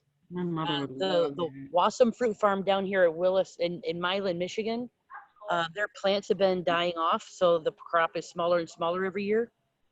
And the place I was going to go up in Midland, they're saying that the heat and lack of water is killing off their berries.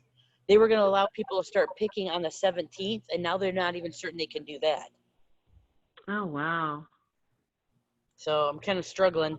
I mean, the alternative is I don't make red currant cake. But I mean, that's like the epitome of Eastern European baking is something with currants. Oh, I know. I mean, my mother, like anytime I can get her something with red currants in it, she Yeah. loves it.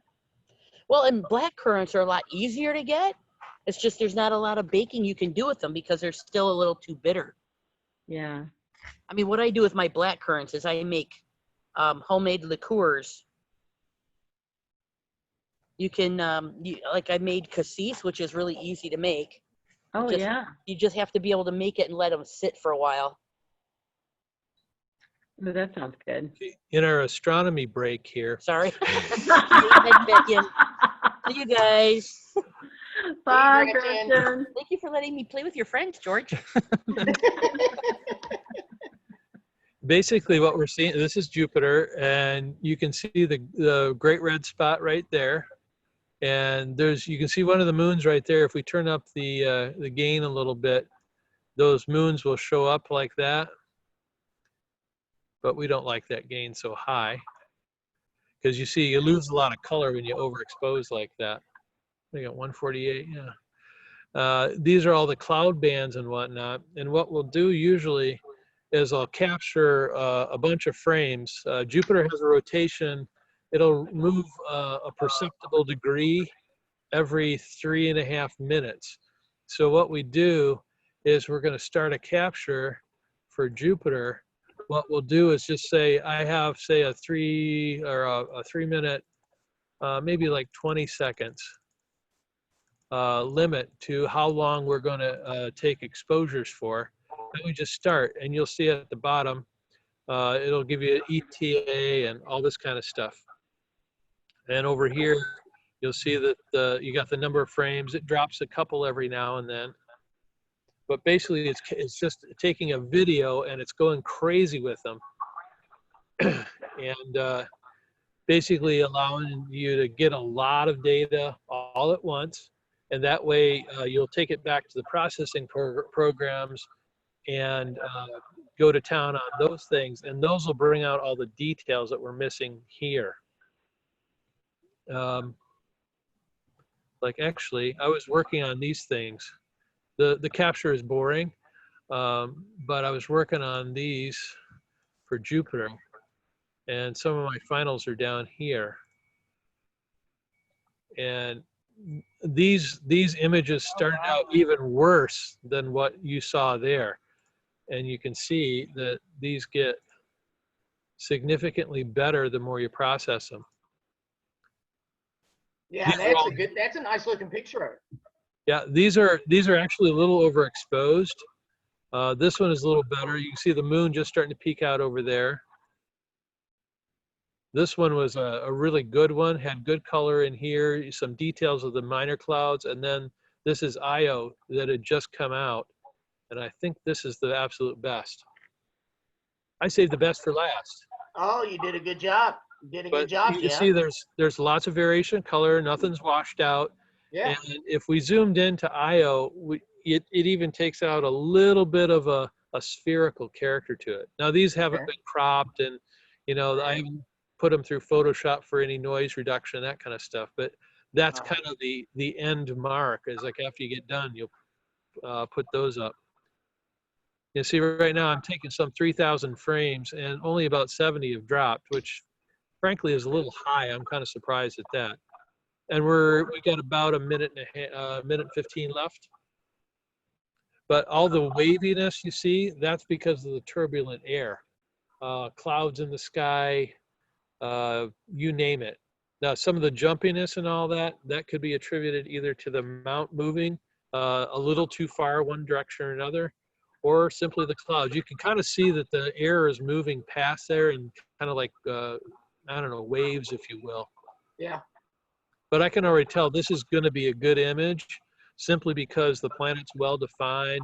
I can see good stripes. I can even see the, the cloud layers up here and stuff. So it's actually going really nicely here. Yeah. And what I'm going to do is going to try to get Saturn viewed so we can at least get something for Tom to look at before we leave. Saturn will be around a little bit longer, but frankly, it's a hook. And it looks just fabulous. Okay. But you can also see the data rate. This is going at about 30 frames a second, which is faster than most movie theaters run.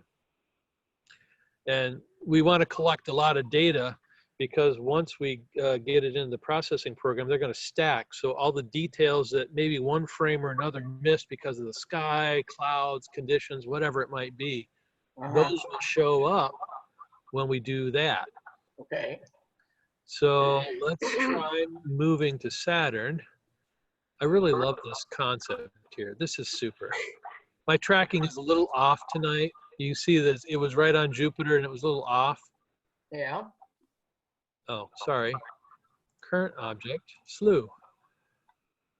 It's just nice to be able to point at something and say, I want to go there. So you find stuff in the sky by zooming in or whatever. And actually there's a nearby globular cluster down here. We can show you that too. Okay, let's get back to SharpCap. See what the hell we're looking at. And again, we're going to play the game with the gain. Turn it way up so we can see where the planet is. And we'll turn up our resolution to max so we can get a best view. And of course, it's not showing up. This is one of the annoying things where if you have your mount set up well, let's see, it was off to the right and up a little bit.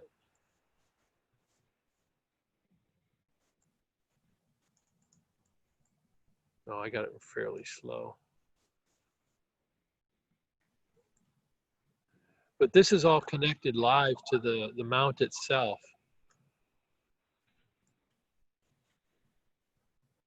Unless I'm going the wrong way. I am going the wrong way. Doy.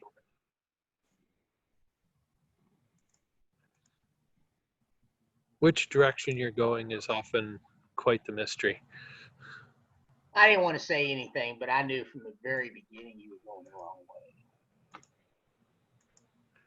Well, it's one of these things where it's like, well, I know I want to go up, but is the camera upside down or is it right side up? The telescope I have flips things in two different axes, so I end up having to remember to flip, and it's like, where is everything? I don't know. So if my tracking was on, this would have gone right to the center spot without a lot of fuss. And that's because we didn't get a good alignment early on, which if you wanted to sit through, we could do an alignment, but I'd rather not waste the time.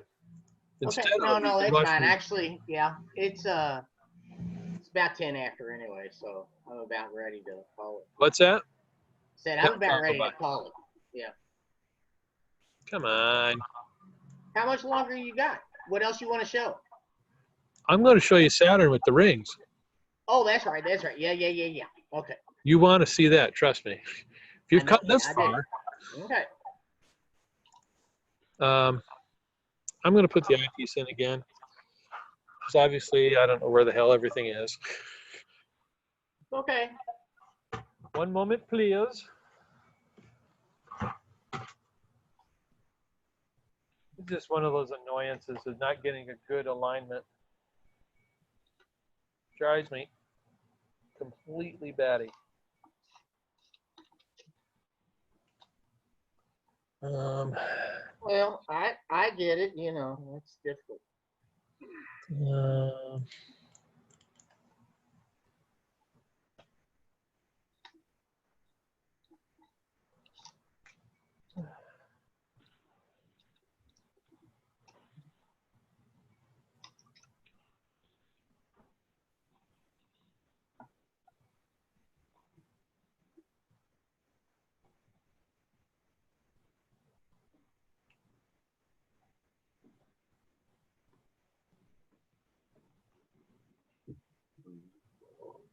Excuse me.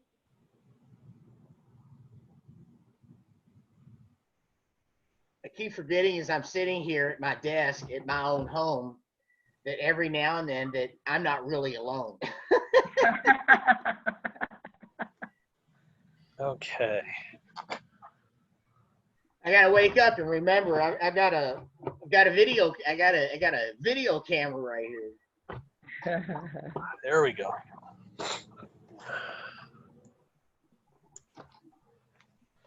Well, you can always turn the video off, Tom. Oh, wow. Yeah, it's off quite a bit.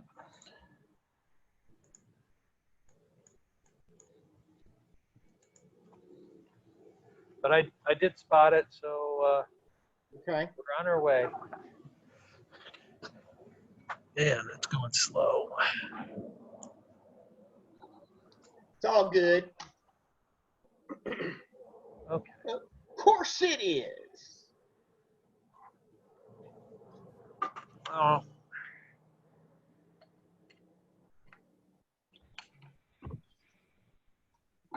If I was out here just by myself,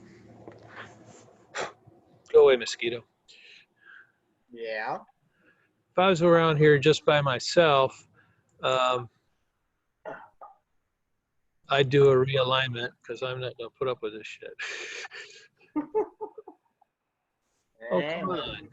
Oh, yeah, focus. 1, 2, 3, 4, 5, 6, 7. Do you see anything? It also complicates matters because the focus is off.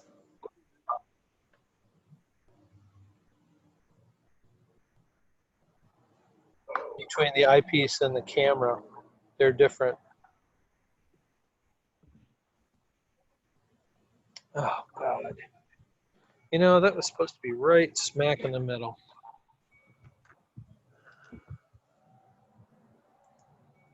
Ooh. Didn't notice those arrows.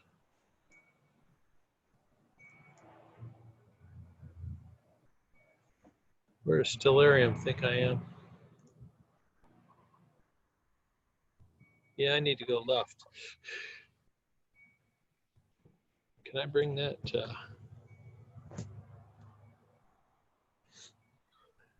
Hubba, hubba, hubba.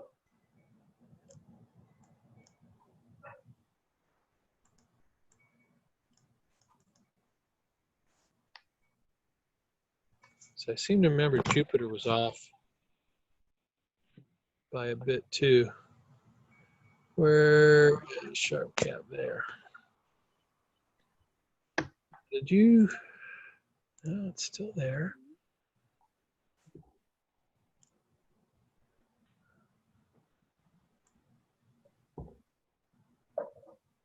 Ah. Now we have our focus donuts. We are close.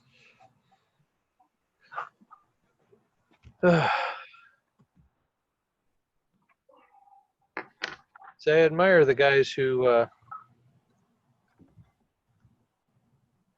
oh, come on. Is that it? Now I'm focusing right now. This is basically a donut when you're out of focus. Yeah. Is that one of Gretchen's donuts? Don't tell her that. If it is, it tastes good, guaranteed. I'm going to need to adjust this.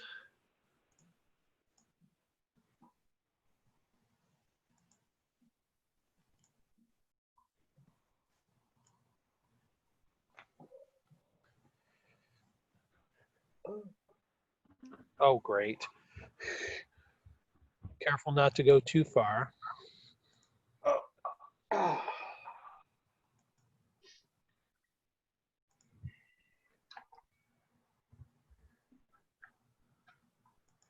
Oh, I see. I got longer exposures. Okay.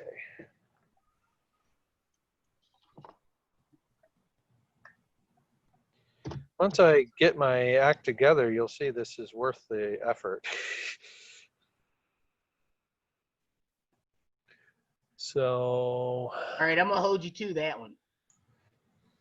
well, you can. Yeah, see, exposure is 5 seconds now, which is way too high.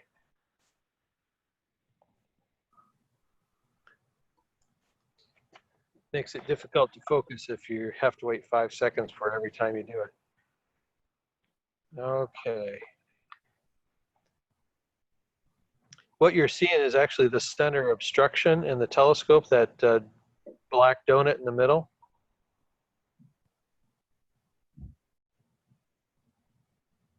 And here we're kind of lucky because you can see a couple of moons of Saturn as well, since it's overexposed. So they got one there, and looks like one up there too. They're going to disappear when I turn down the gain.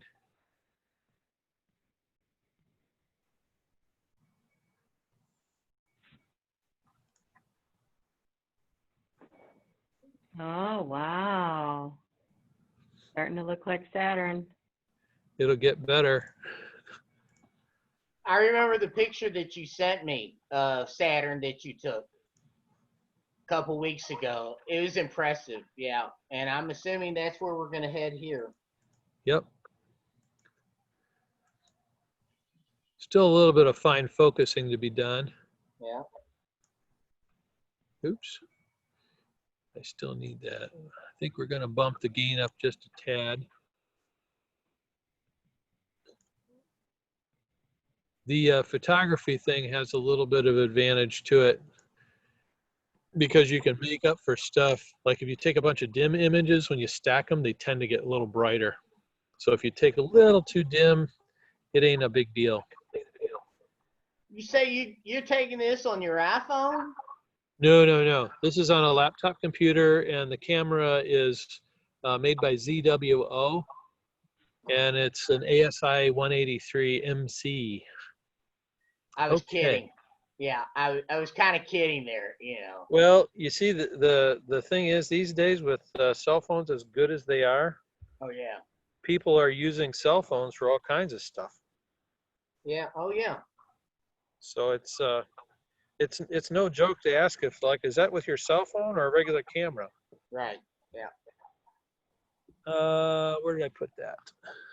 Oh, somewhere I got a Barlow.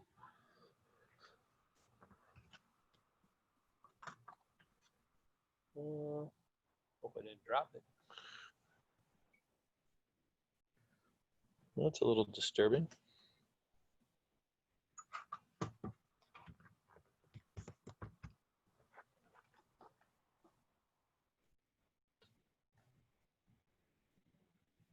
Okay. Okay, Jeff, where did you put your Barlow lens?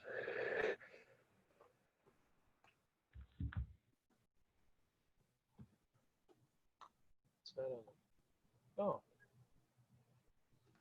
That is on the camera. Well, we lucked out. I didn't have to refocus it for the stupid, that's why we're having troubles. It's like, why is it giving me such trouble? I got it.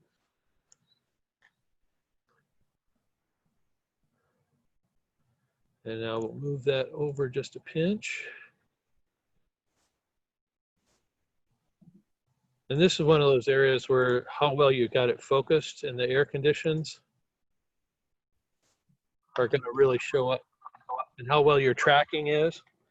Like right now, it's not quite in focus, but I got a secondary, I got a 2-speed focuser on here. Lets me do very fine focusing. You see, every time I touch the knob, though, everything jiggles.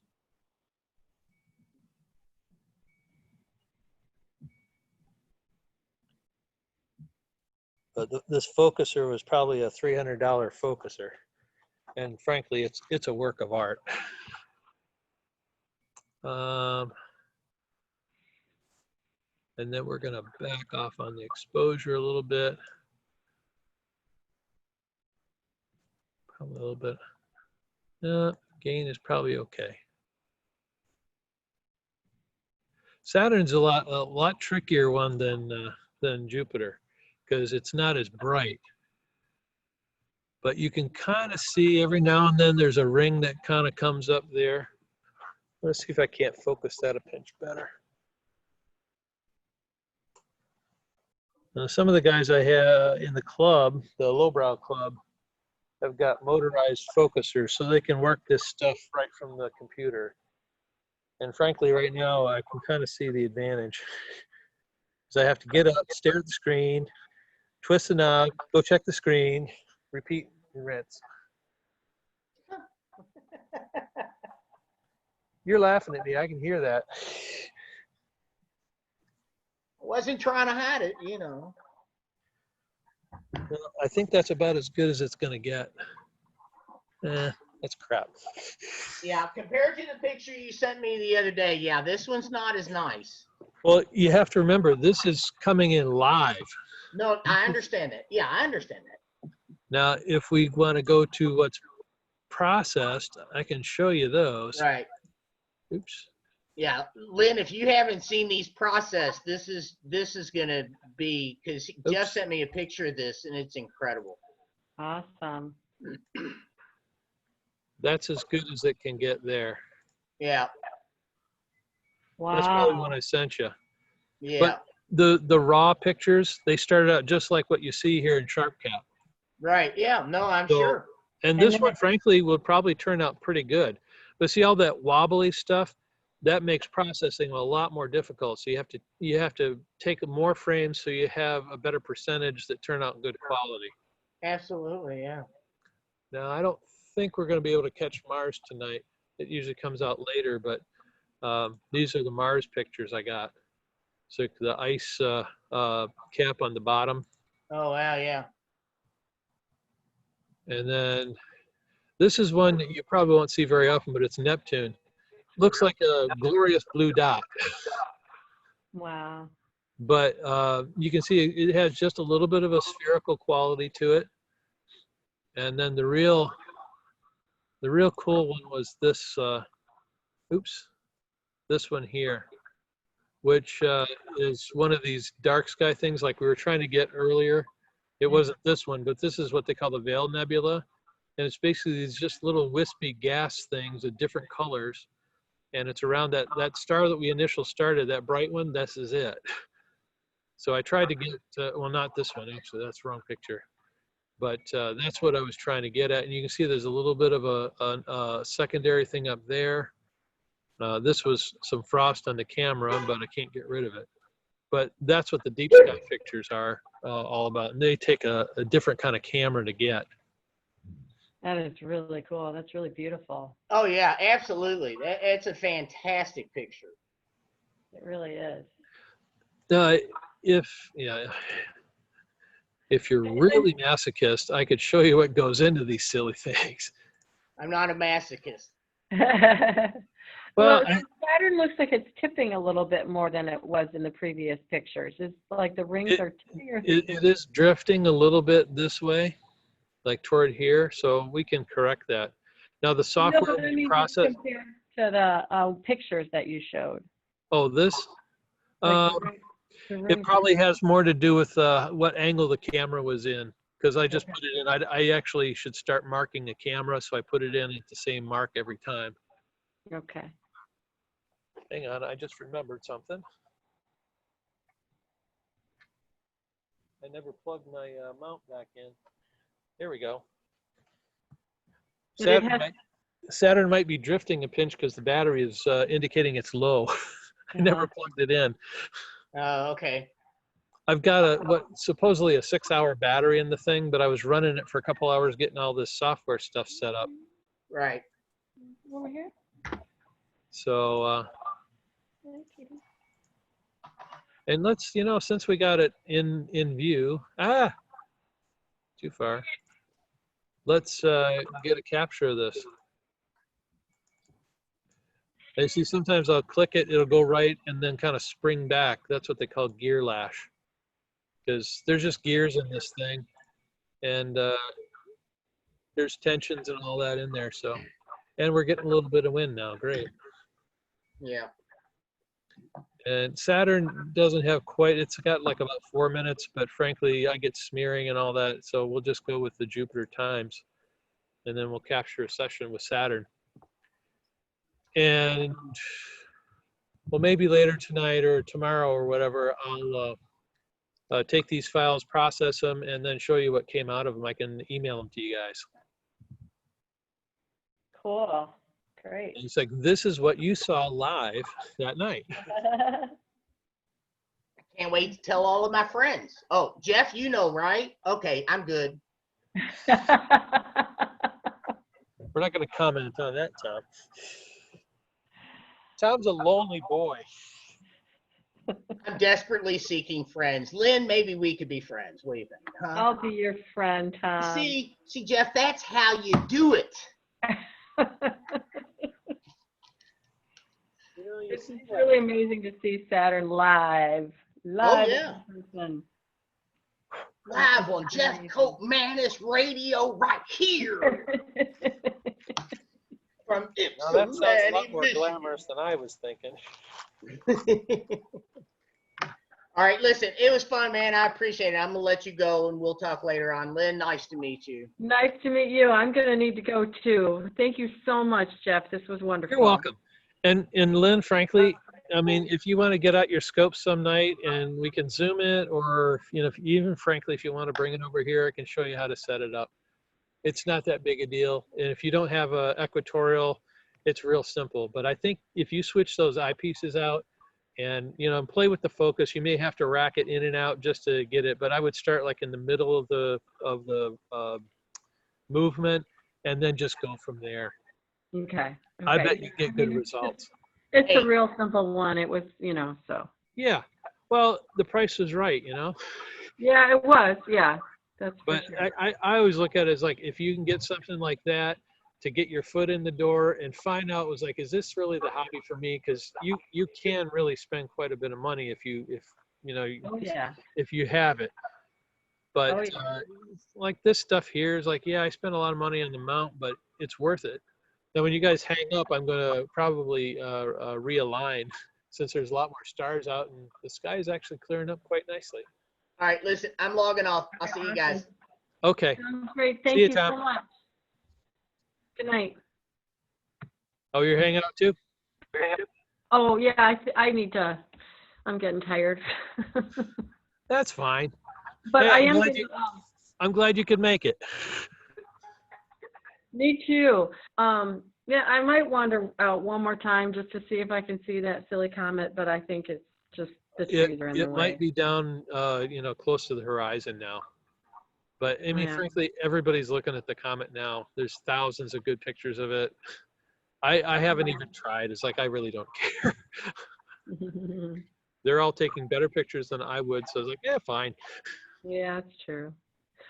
But yeah, we will play with our telescope some night, and yeah, maybe see if you're available if we're having trouble with it. We'll play more with the lenses and stuff first, Yeah. and see if we can get any success. Well, I can say that the only night I know tomorrow night I'm at band practice.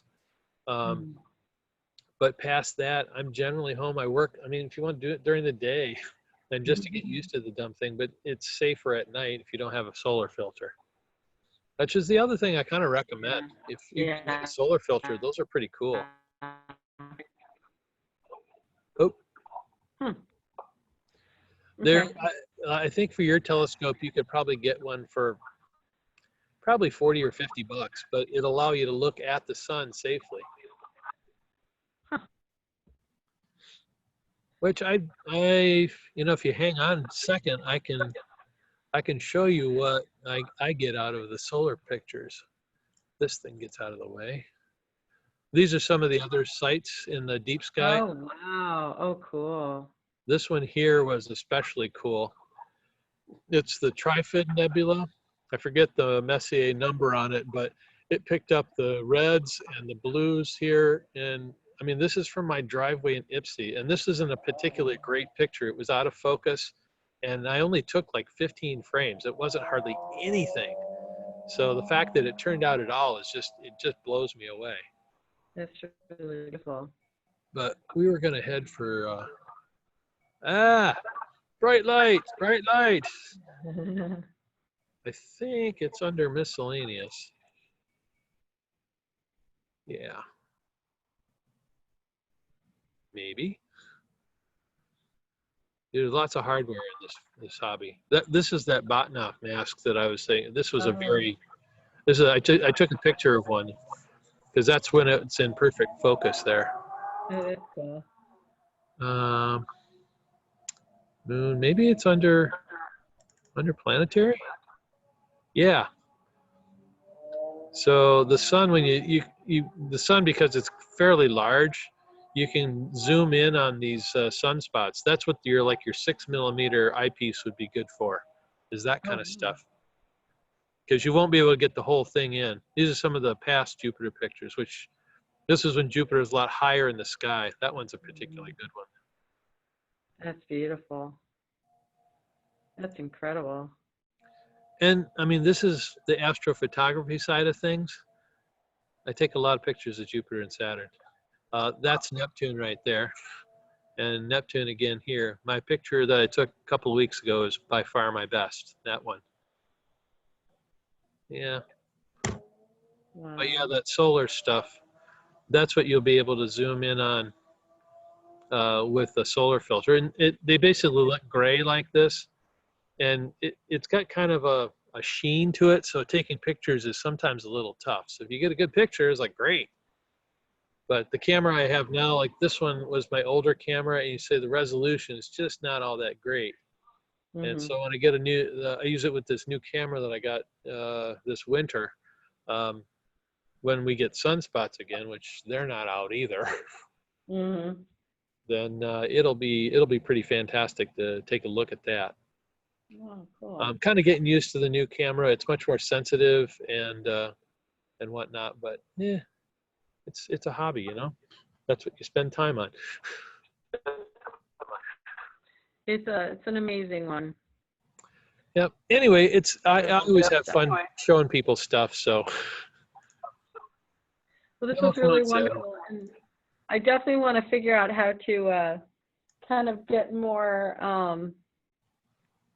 more opportunities like this for my son and me. Yeah. To share. Well, in the email I said, like right now everything is virtual, so it's going to be whatever you can do over your computer. September 25th and 26th are going to be that the astronomy at the beach, which is a virtual event. It was a fantastic event last year. I wish we could do it live, but with COVID running around, it's like we really can't. No, right. Oh, mosquito flew in. Yeah. Ah. Wash him down. That's just a lovely feeling too. The other events is like basically in the lowbrows. There's a guy named Doug Bach. He does these things like we did tonight. He uses WebEx, but like it doesn't matter. There's a guy, Brian Autumn, that will sometimes do them. He's got a very nice setup, but he tends to work late because his scope is in New Mexico. So everything's basically on a 2 or 3 hour delay. So he might be the one who did the demo for us at Leslie that one time, because I thought it was Lowbrow that was there. Well, if it's live, the lowbrows are all about visual stuff. There's a small group of us, probably half dozen to maybe a dozen, that do imaging, and the rest of them are all, sit on the sidewalk and view your telescope. So they're having a real tough time now with the COVID because they don't do anything electronic. And our meetings, for instance, actually the meeting on Friday, you'll get a good sense of the kind of thing they do, but it's a presentation on the development of giant telescopes, evolution, I should say. And for the first hour, that's what we had. We usually have a speaker, and whether he gives his presentation live or over a camera, it doesn't really matter at all, actually. Zoom is actually working pretty well for that.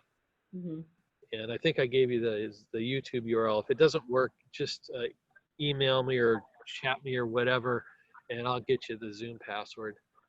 We're trying to keep it, keep the password switches as few as possible. So. And this is for the lowbrow one? Yeah, this is the monthly lowbrow meeting on Friday night. And it's this Friday? Yep. Oh, okay. And they start at 7:30, but if you get there a pinch early, then we can work out, the logistical issues. I run all of the Zoom meeting and the YouTube streaming and stuff for the club. They're actually going to be creating a position for me soon. Oh, wow, awesome. Yeah, it's a new board position. They realize, like, this can keep the club alive in these weird times, or they found that people who moved out of state can now continue to participate and continue to pay dues, I might add. So they're pretty up with that idea. Oh, goodness. Or with somebody else.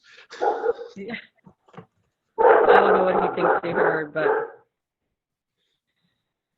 anyway. Anyway. All right. Well, I would like to check it out. So, Yeah. Good.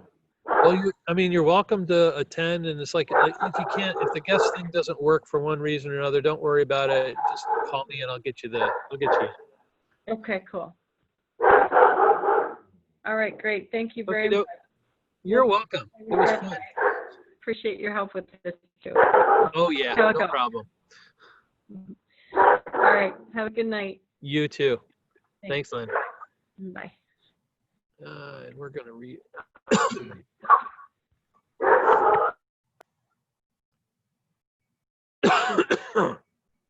Stupid mosquito.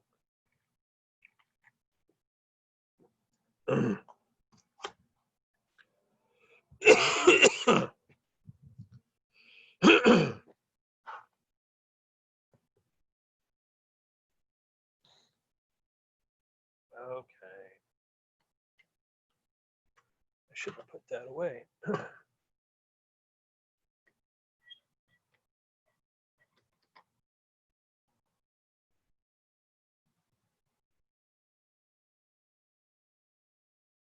So to get that in.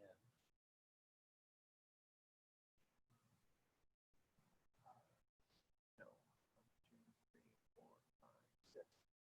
1, 2, 3, 4, 5, 6, 7.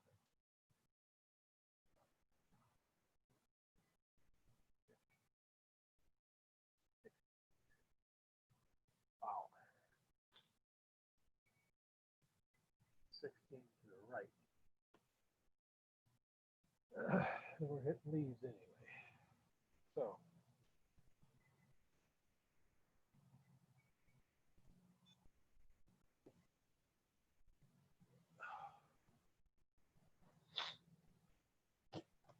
I shouldn't put that away. Shouldn't I?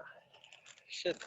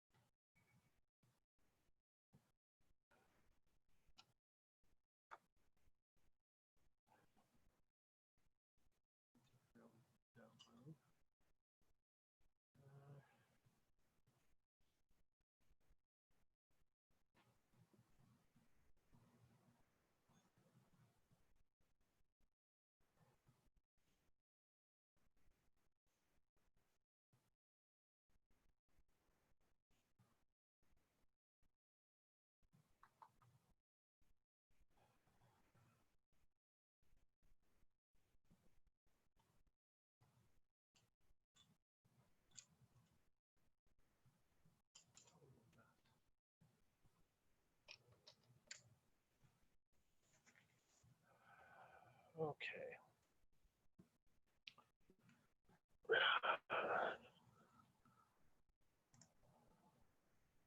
Connected mount panel.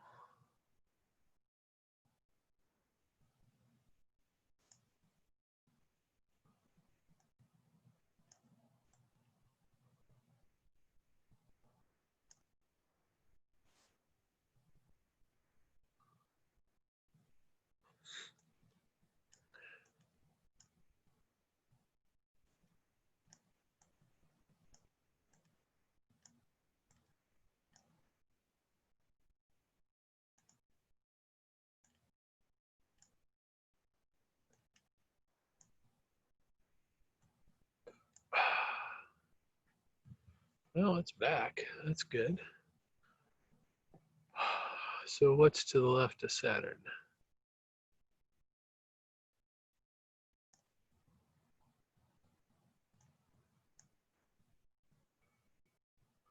What's north of Jupiter?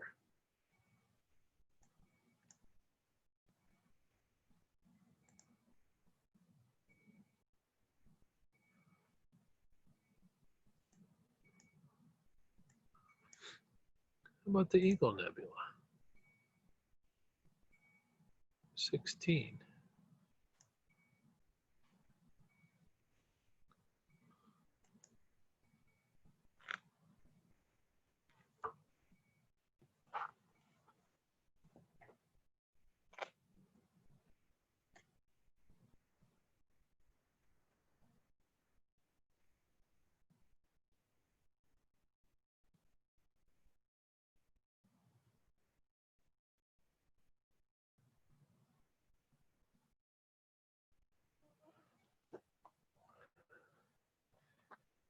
What's around this thing?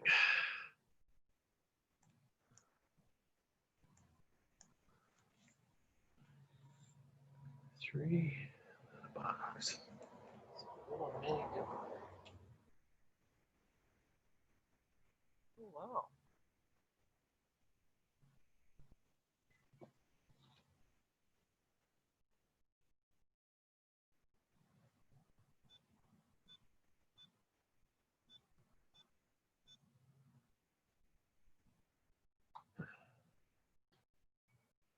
Sure. And you know, screw that. We're going to put the big guy in here.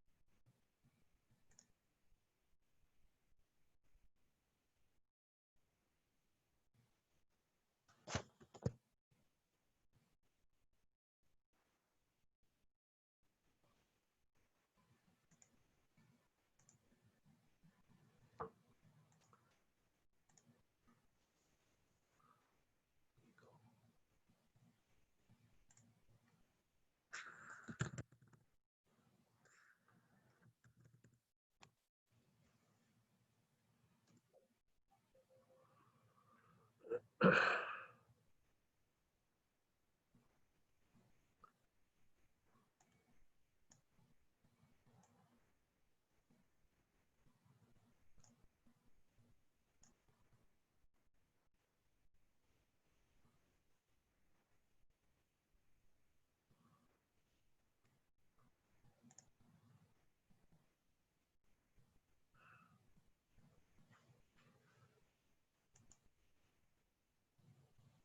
think SharpCap, a little bit of a problem there.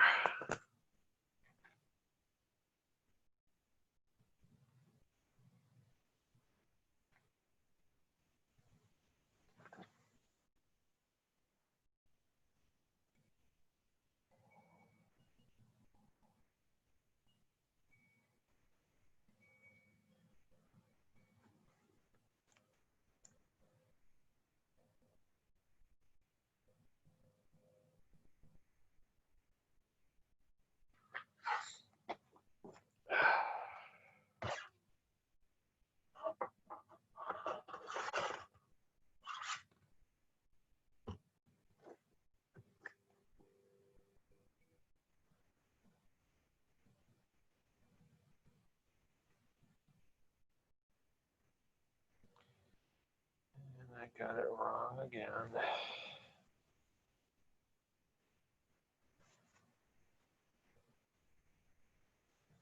Spend more time focusing this shit.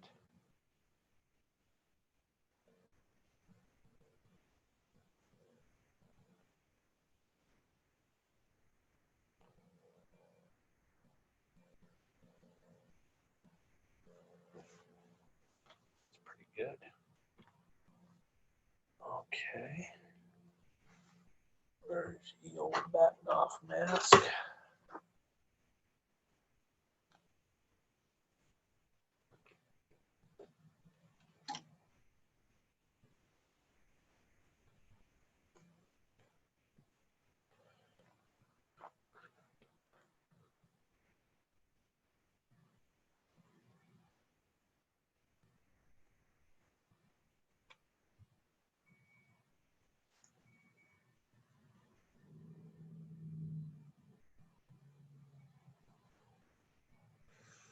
Focus assistant.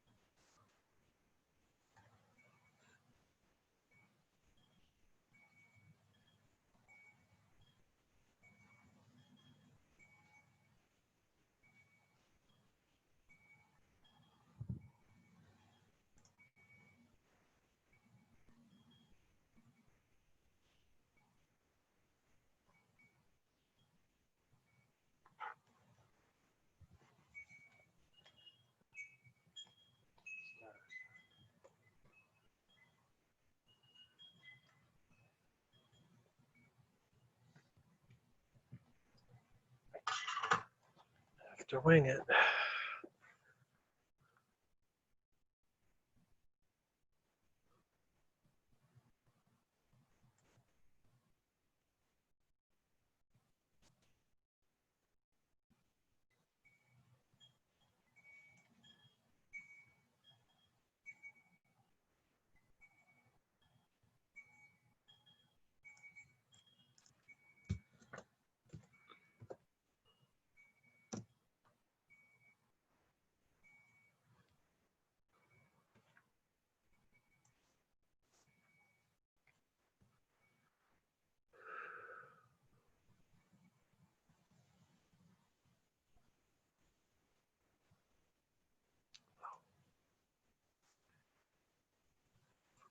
Brain.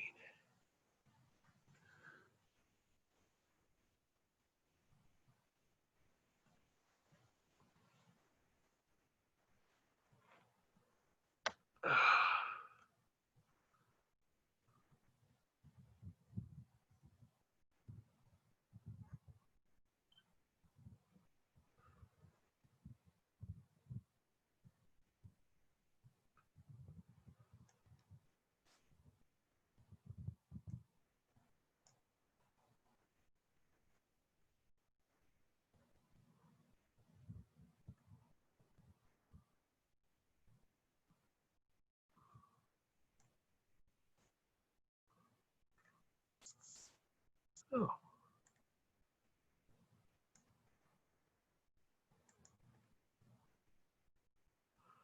wow.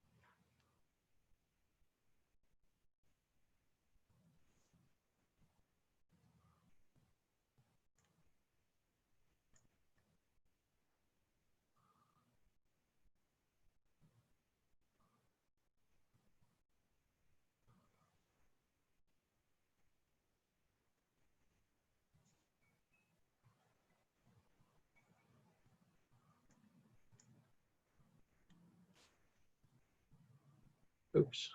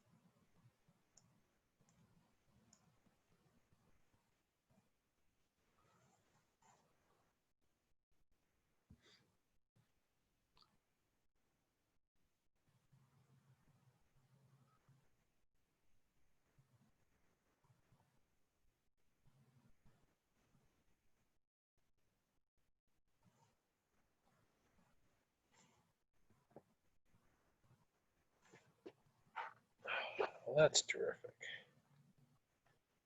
Just as terrific.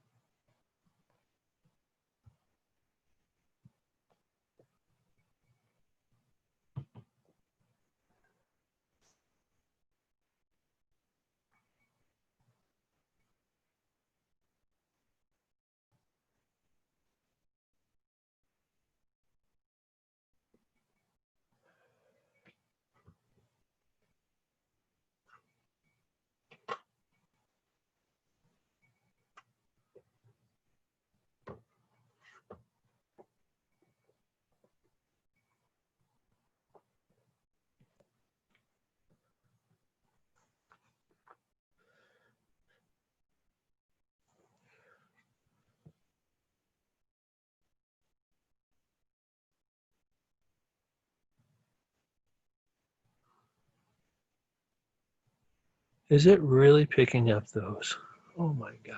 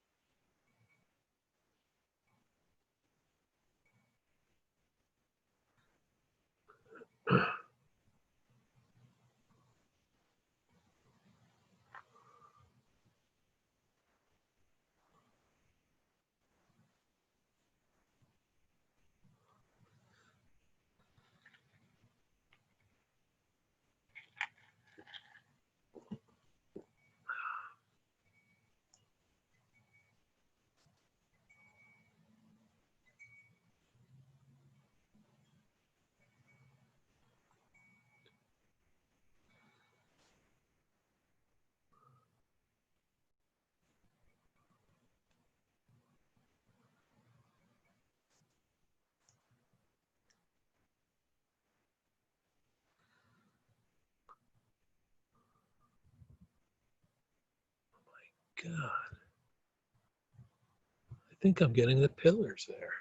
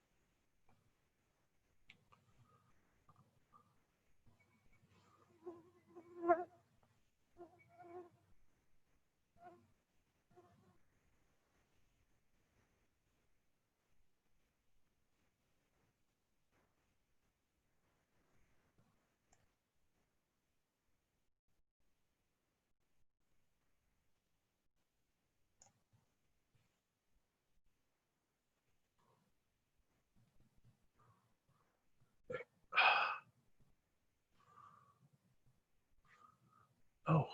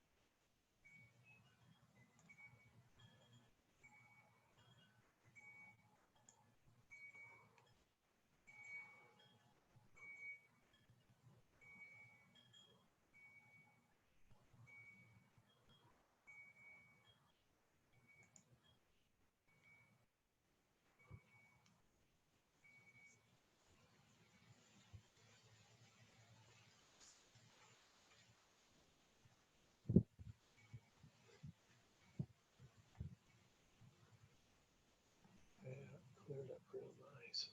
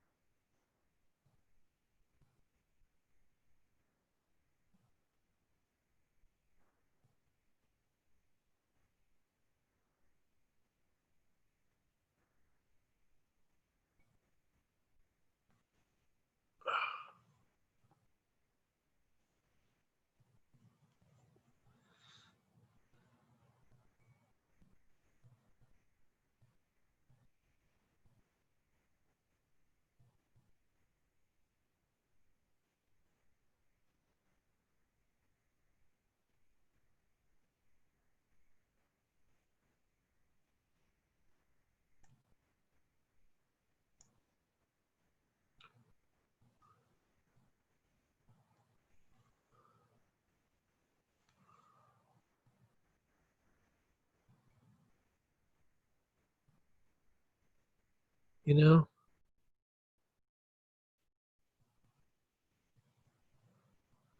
I don't really need any other mount.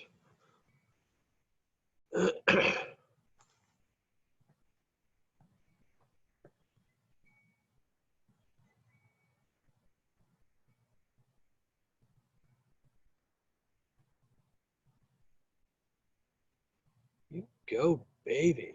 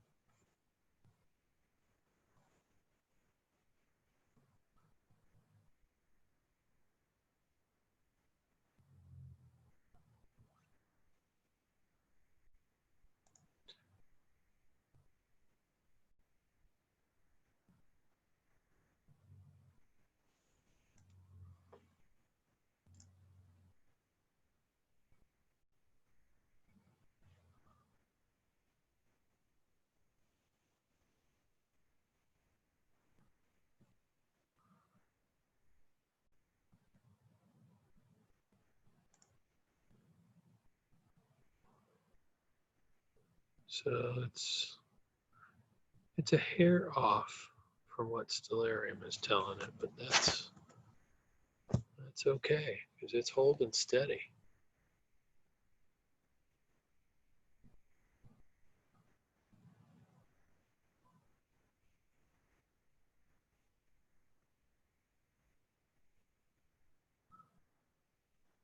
God.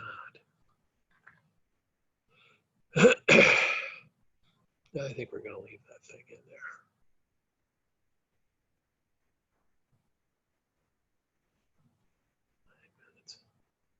10 minutes, I'm getting that kind of picture. Shit. I'm wasting my fucking time.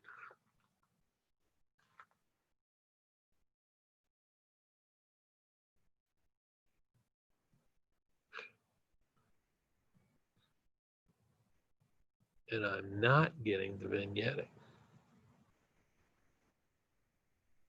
I'm getting good data.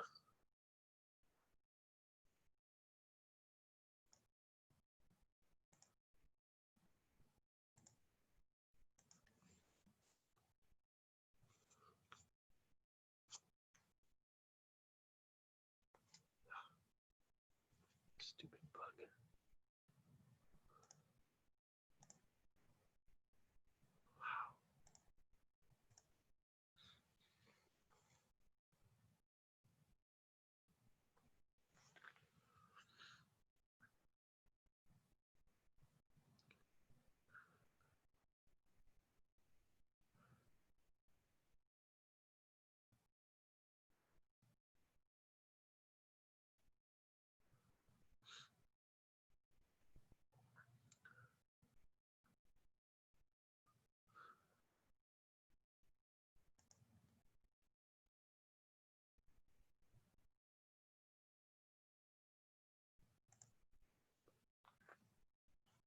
There's just a couple of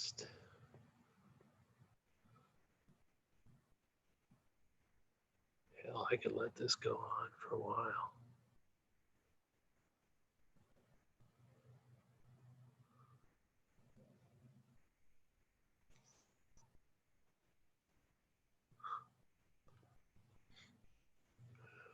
I'm so glad I stayed out.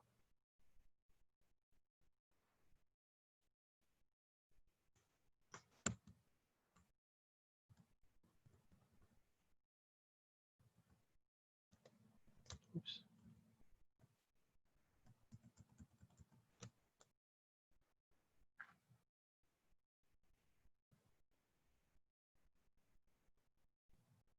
Anybody else there? Nope, just me.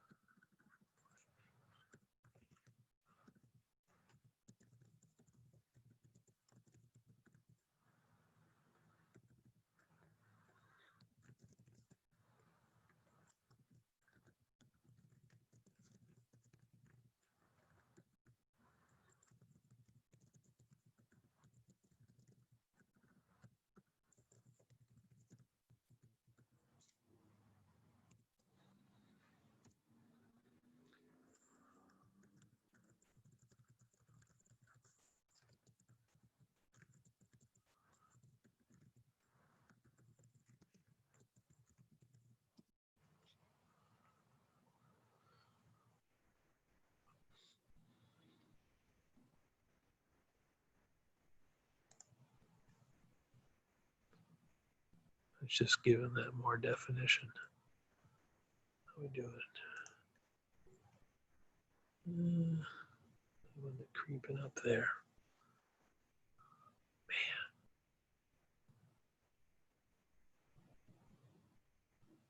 It's still solving.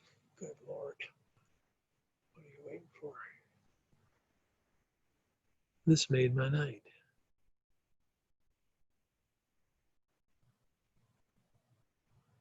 Spinning on 3.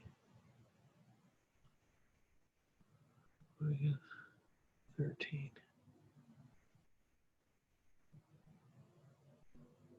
I think I got any frosties.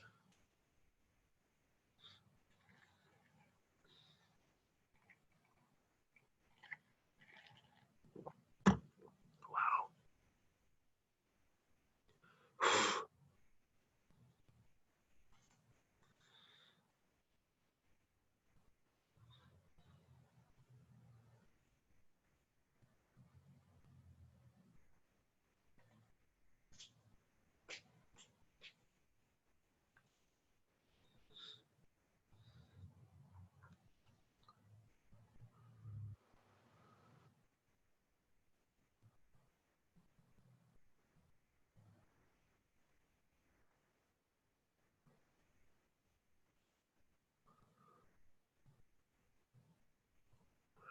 I'm so glad it came out. So I was ready to scrub. It's not even that clear out. It's probably what those passing clouds are.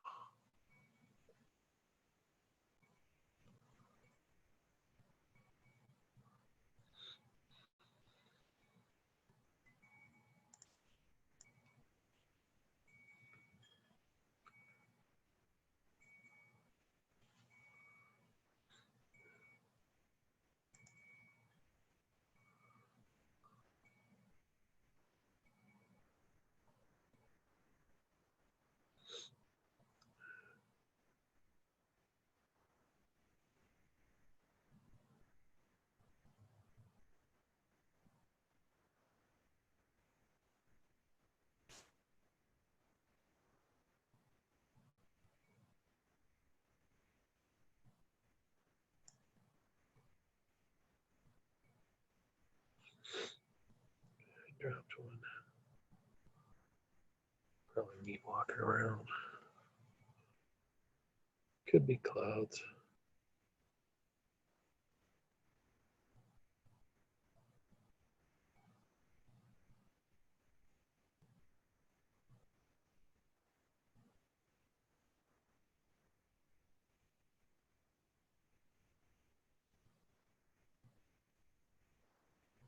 Hell, I think another 10 minutes. God.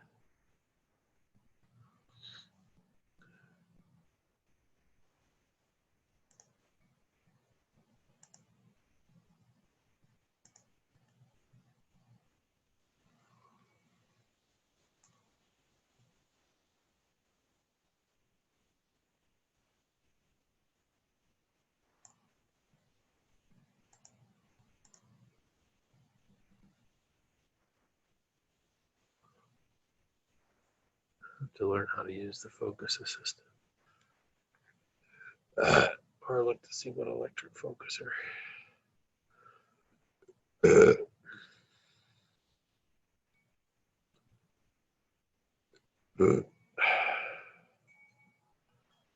Take that behemoth off. Let's see what a focuser costs.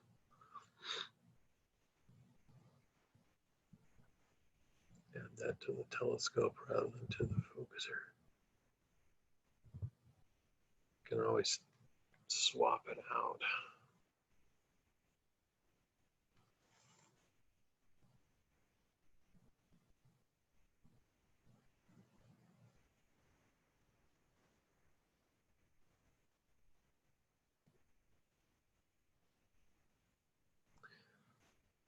That is just looking beautiful.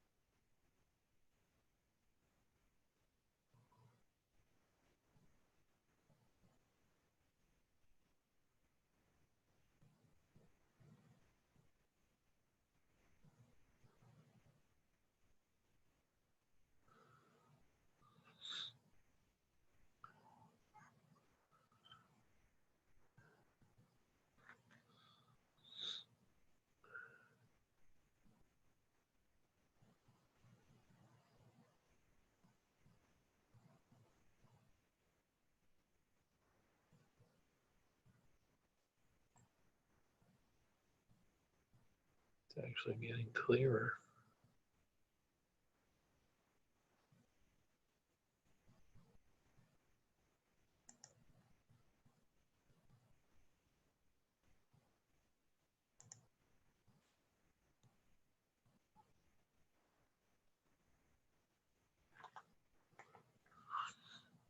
Hey, did the plate solving ever finish?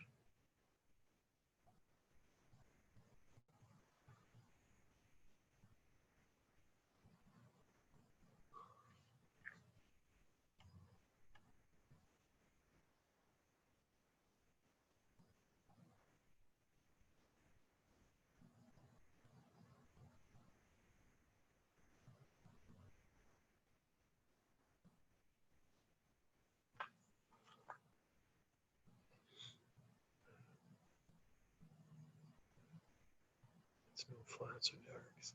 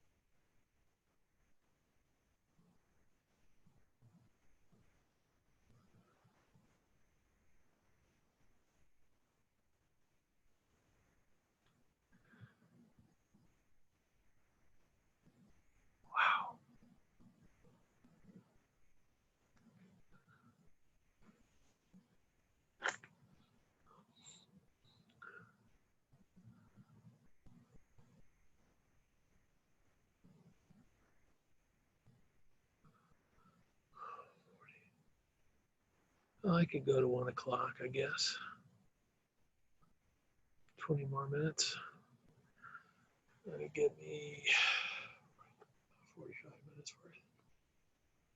Well,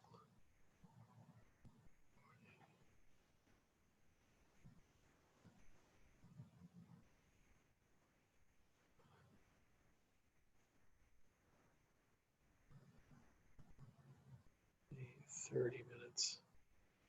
We're going to do about 10 more minutes. We'll pack up. 10 more minutes. Do some flats.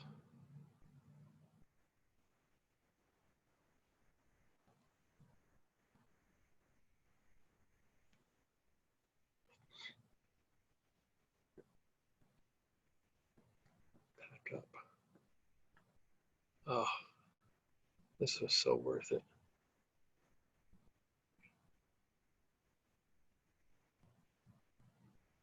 Basically getting 3 per minute. Yeah, I'll have 100 frames at least.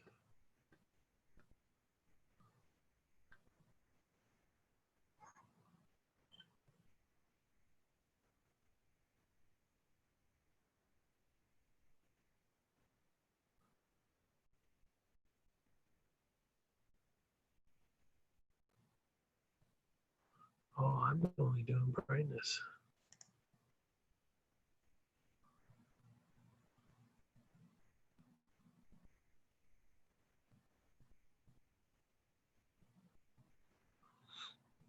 I didn't even notice that. Here I'm watching the stupid thing.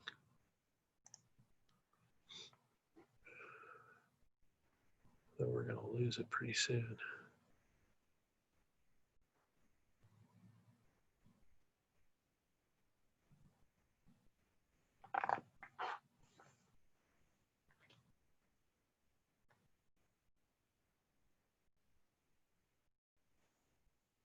Yeah, we're getting some clouds.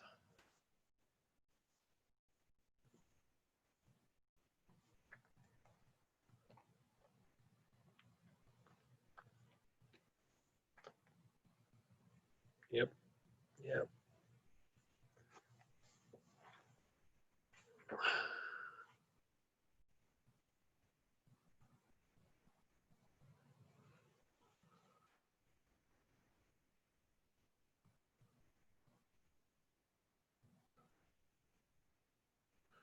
Are we done? 30 minutes. It's not bad.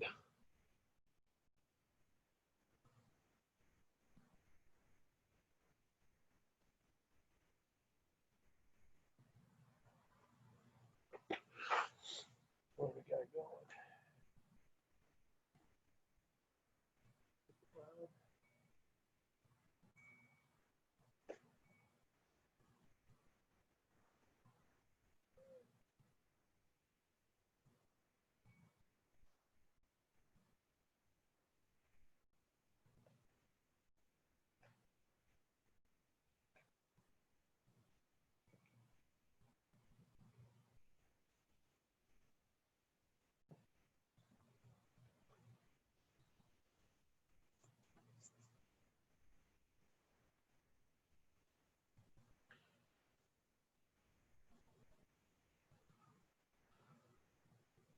That's good because it won't affect the image.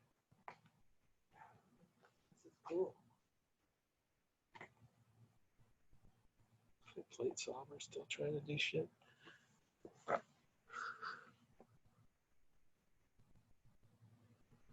Yep.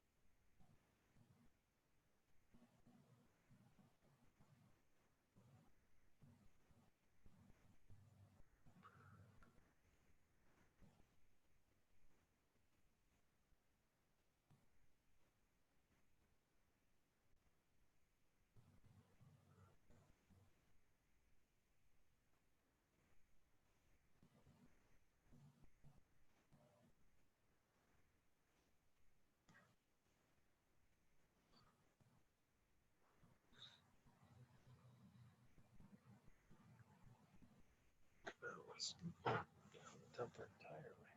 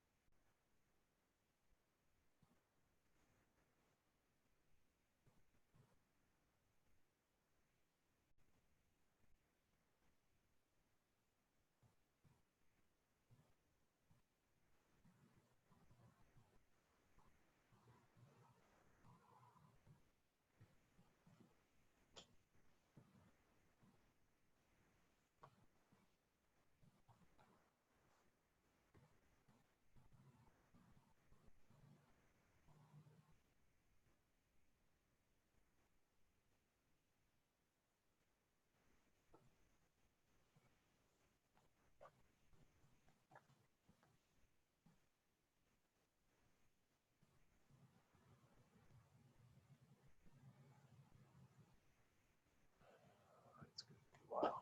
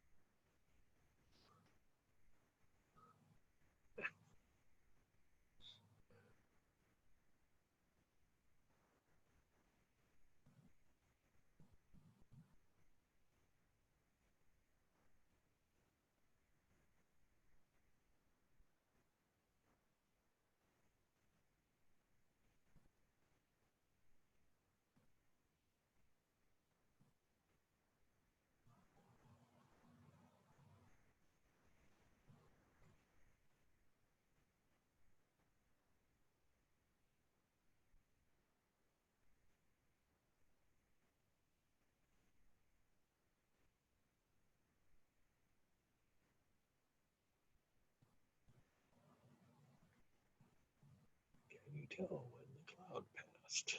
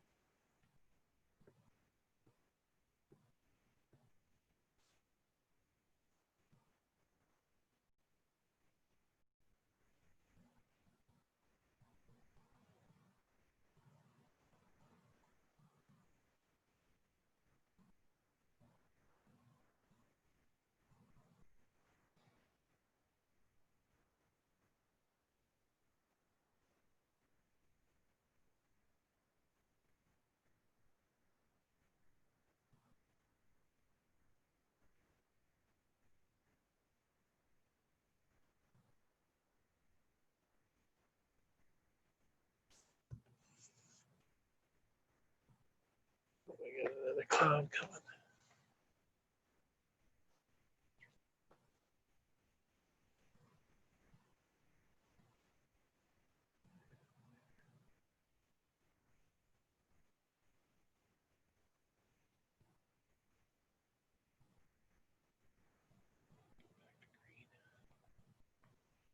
In a sec.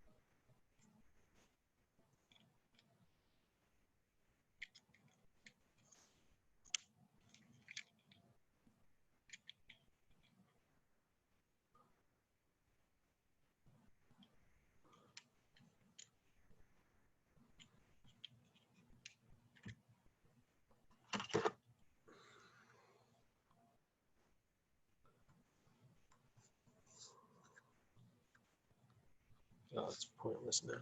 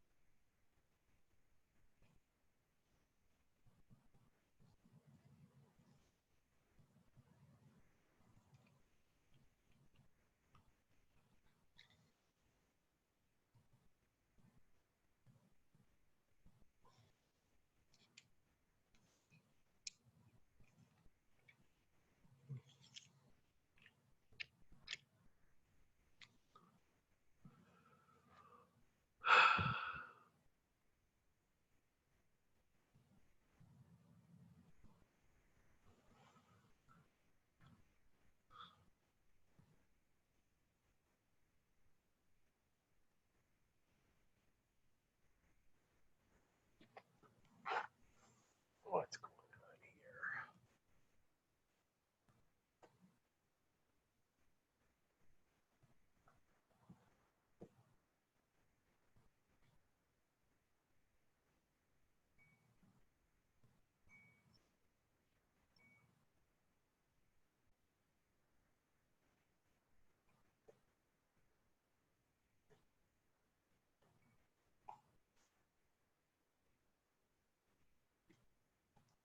Probably should just give up.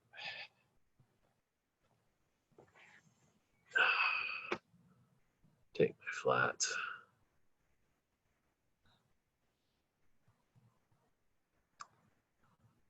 Got some hazy stuff and some clouds.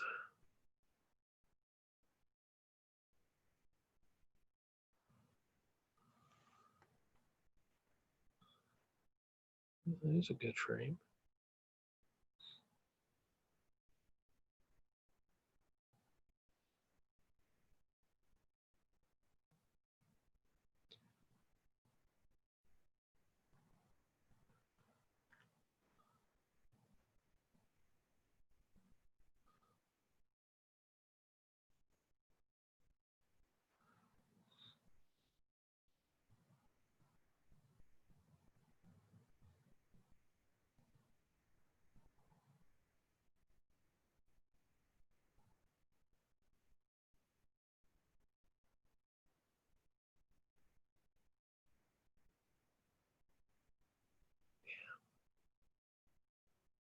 That just looks so pretty.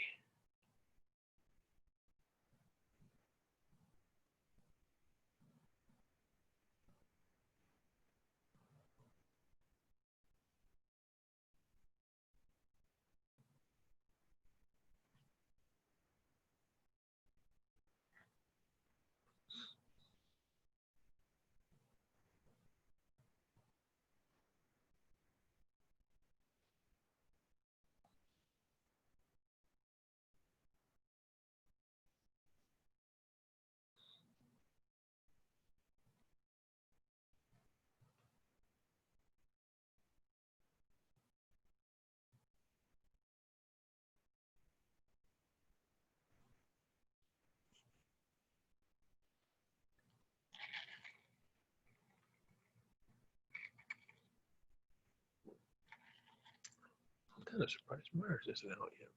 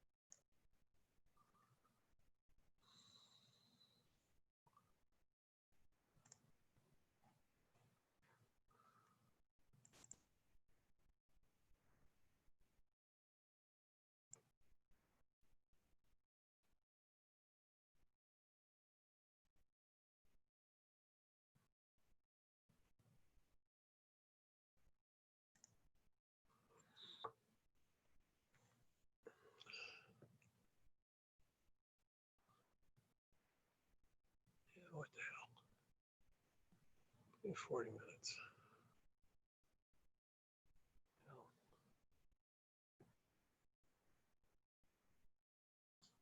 So it goes south again.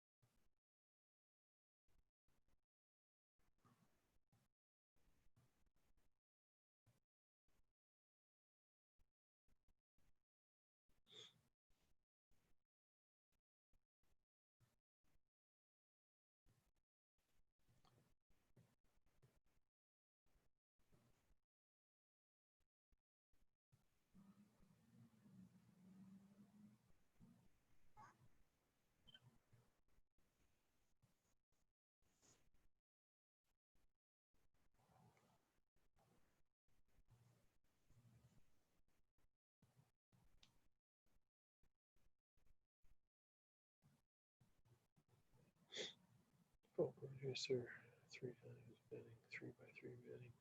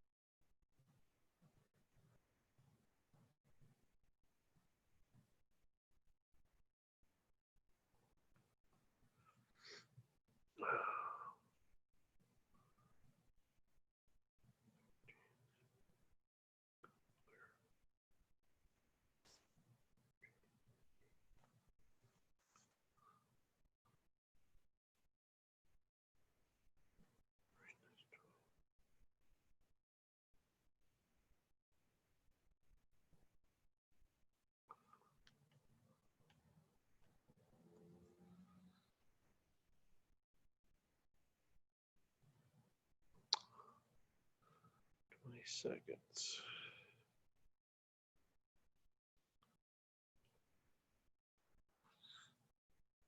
Just write 6.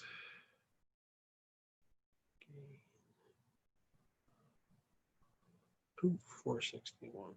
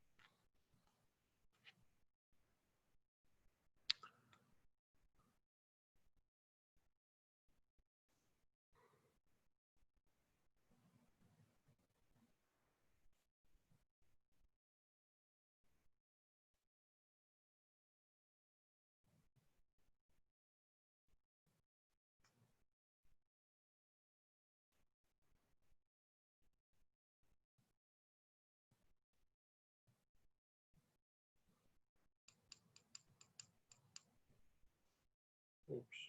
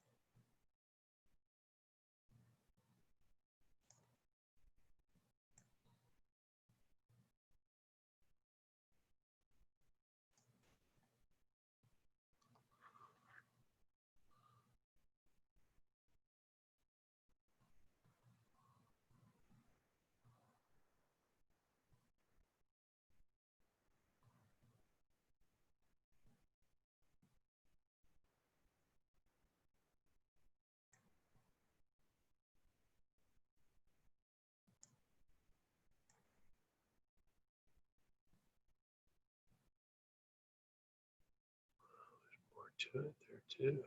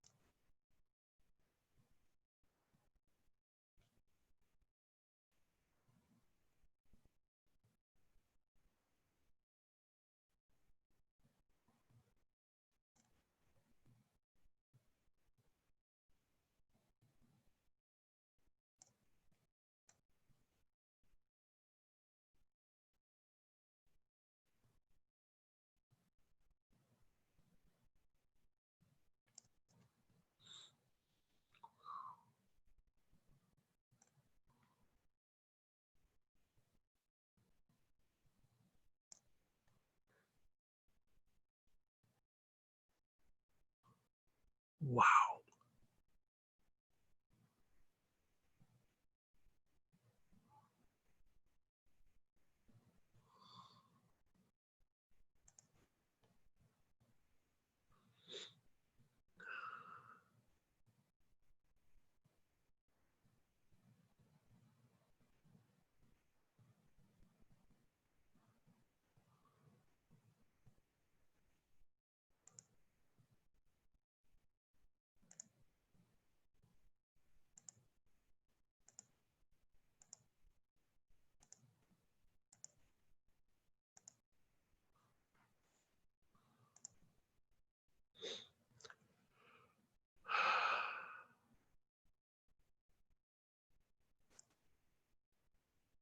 Wow.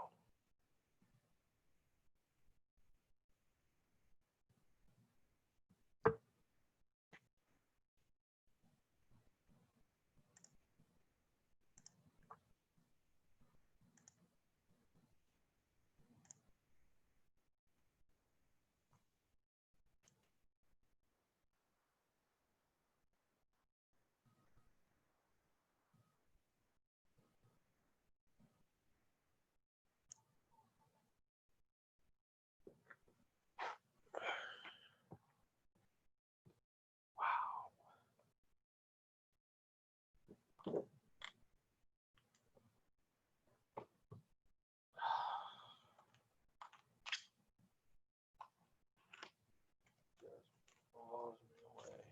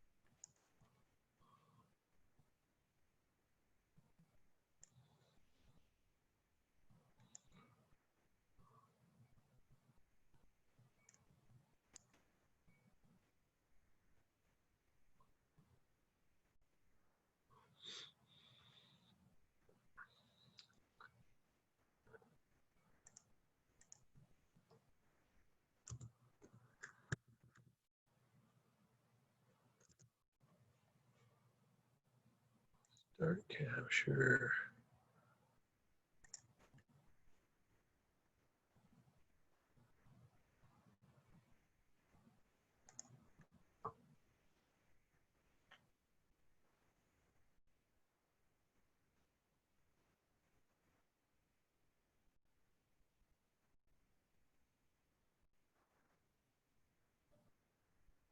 Okay.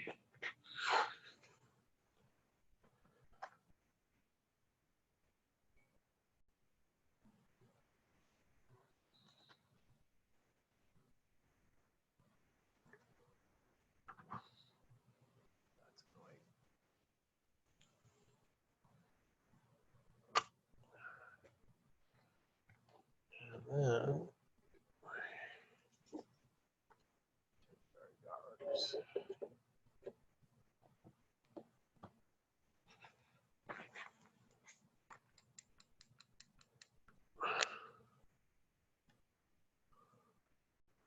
uh, 20.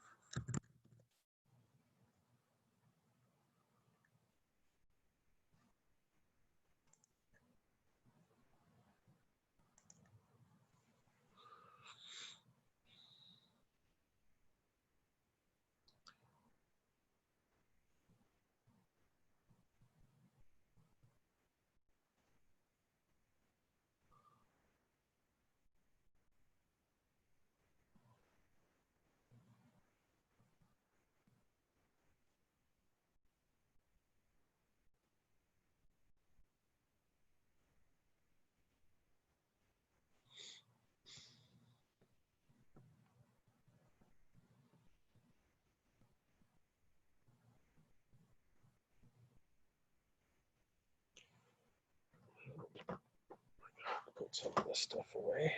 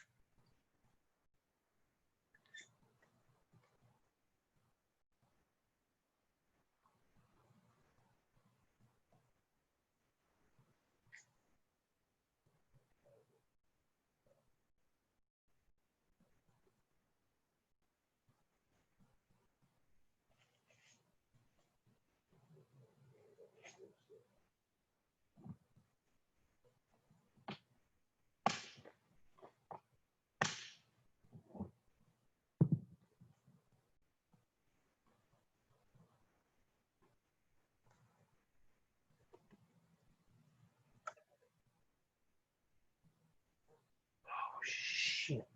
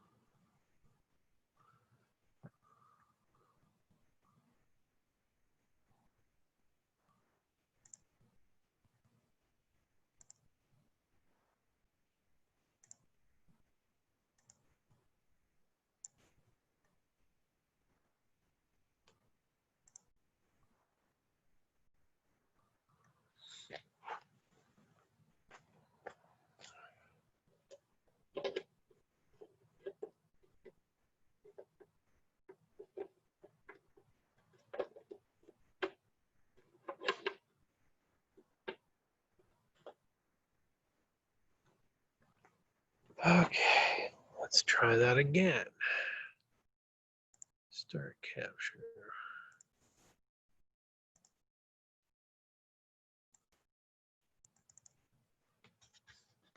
How about 20?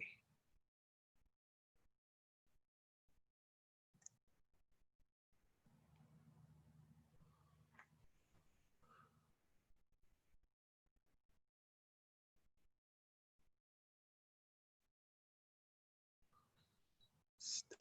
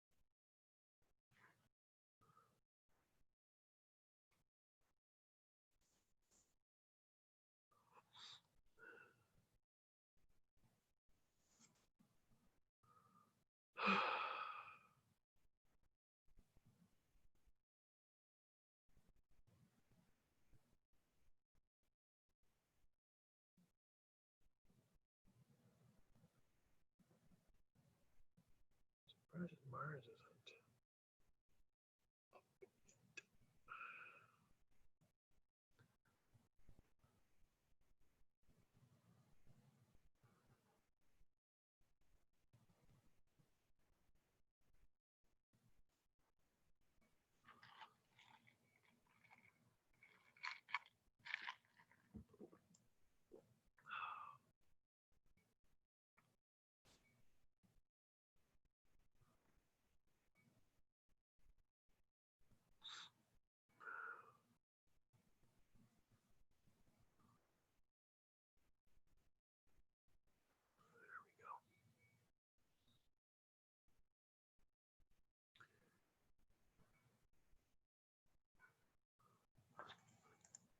Okay.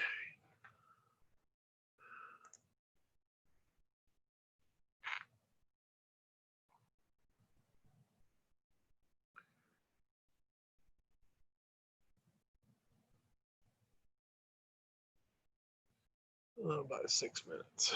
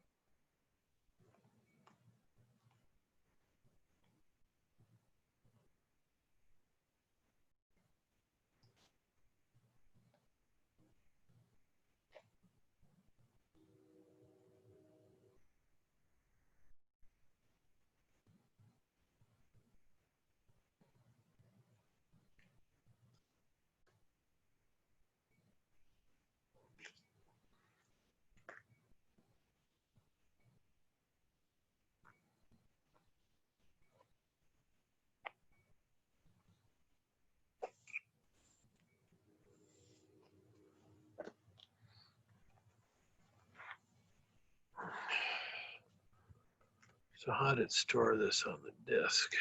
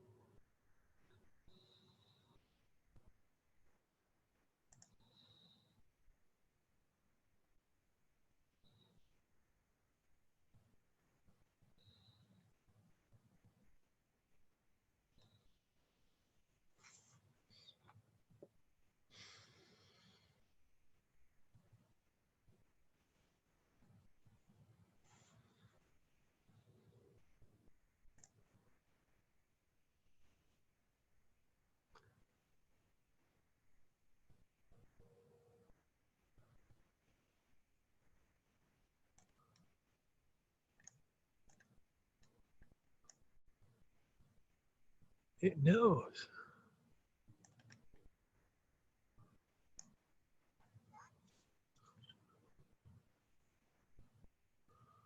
Ah.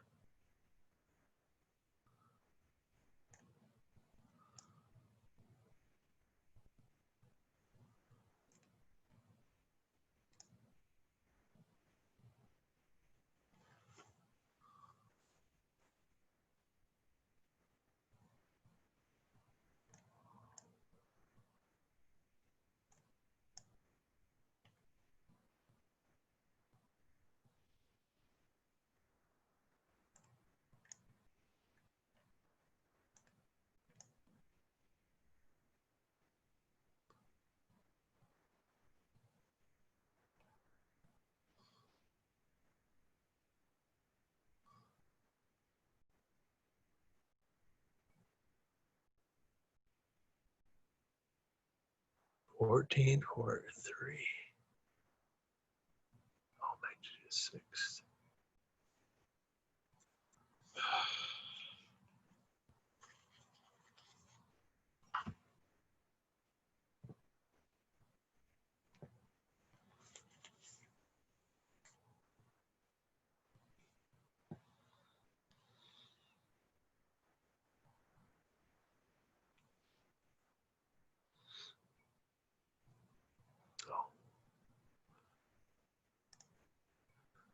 I think that's probably the end of our little session here.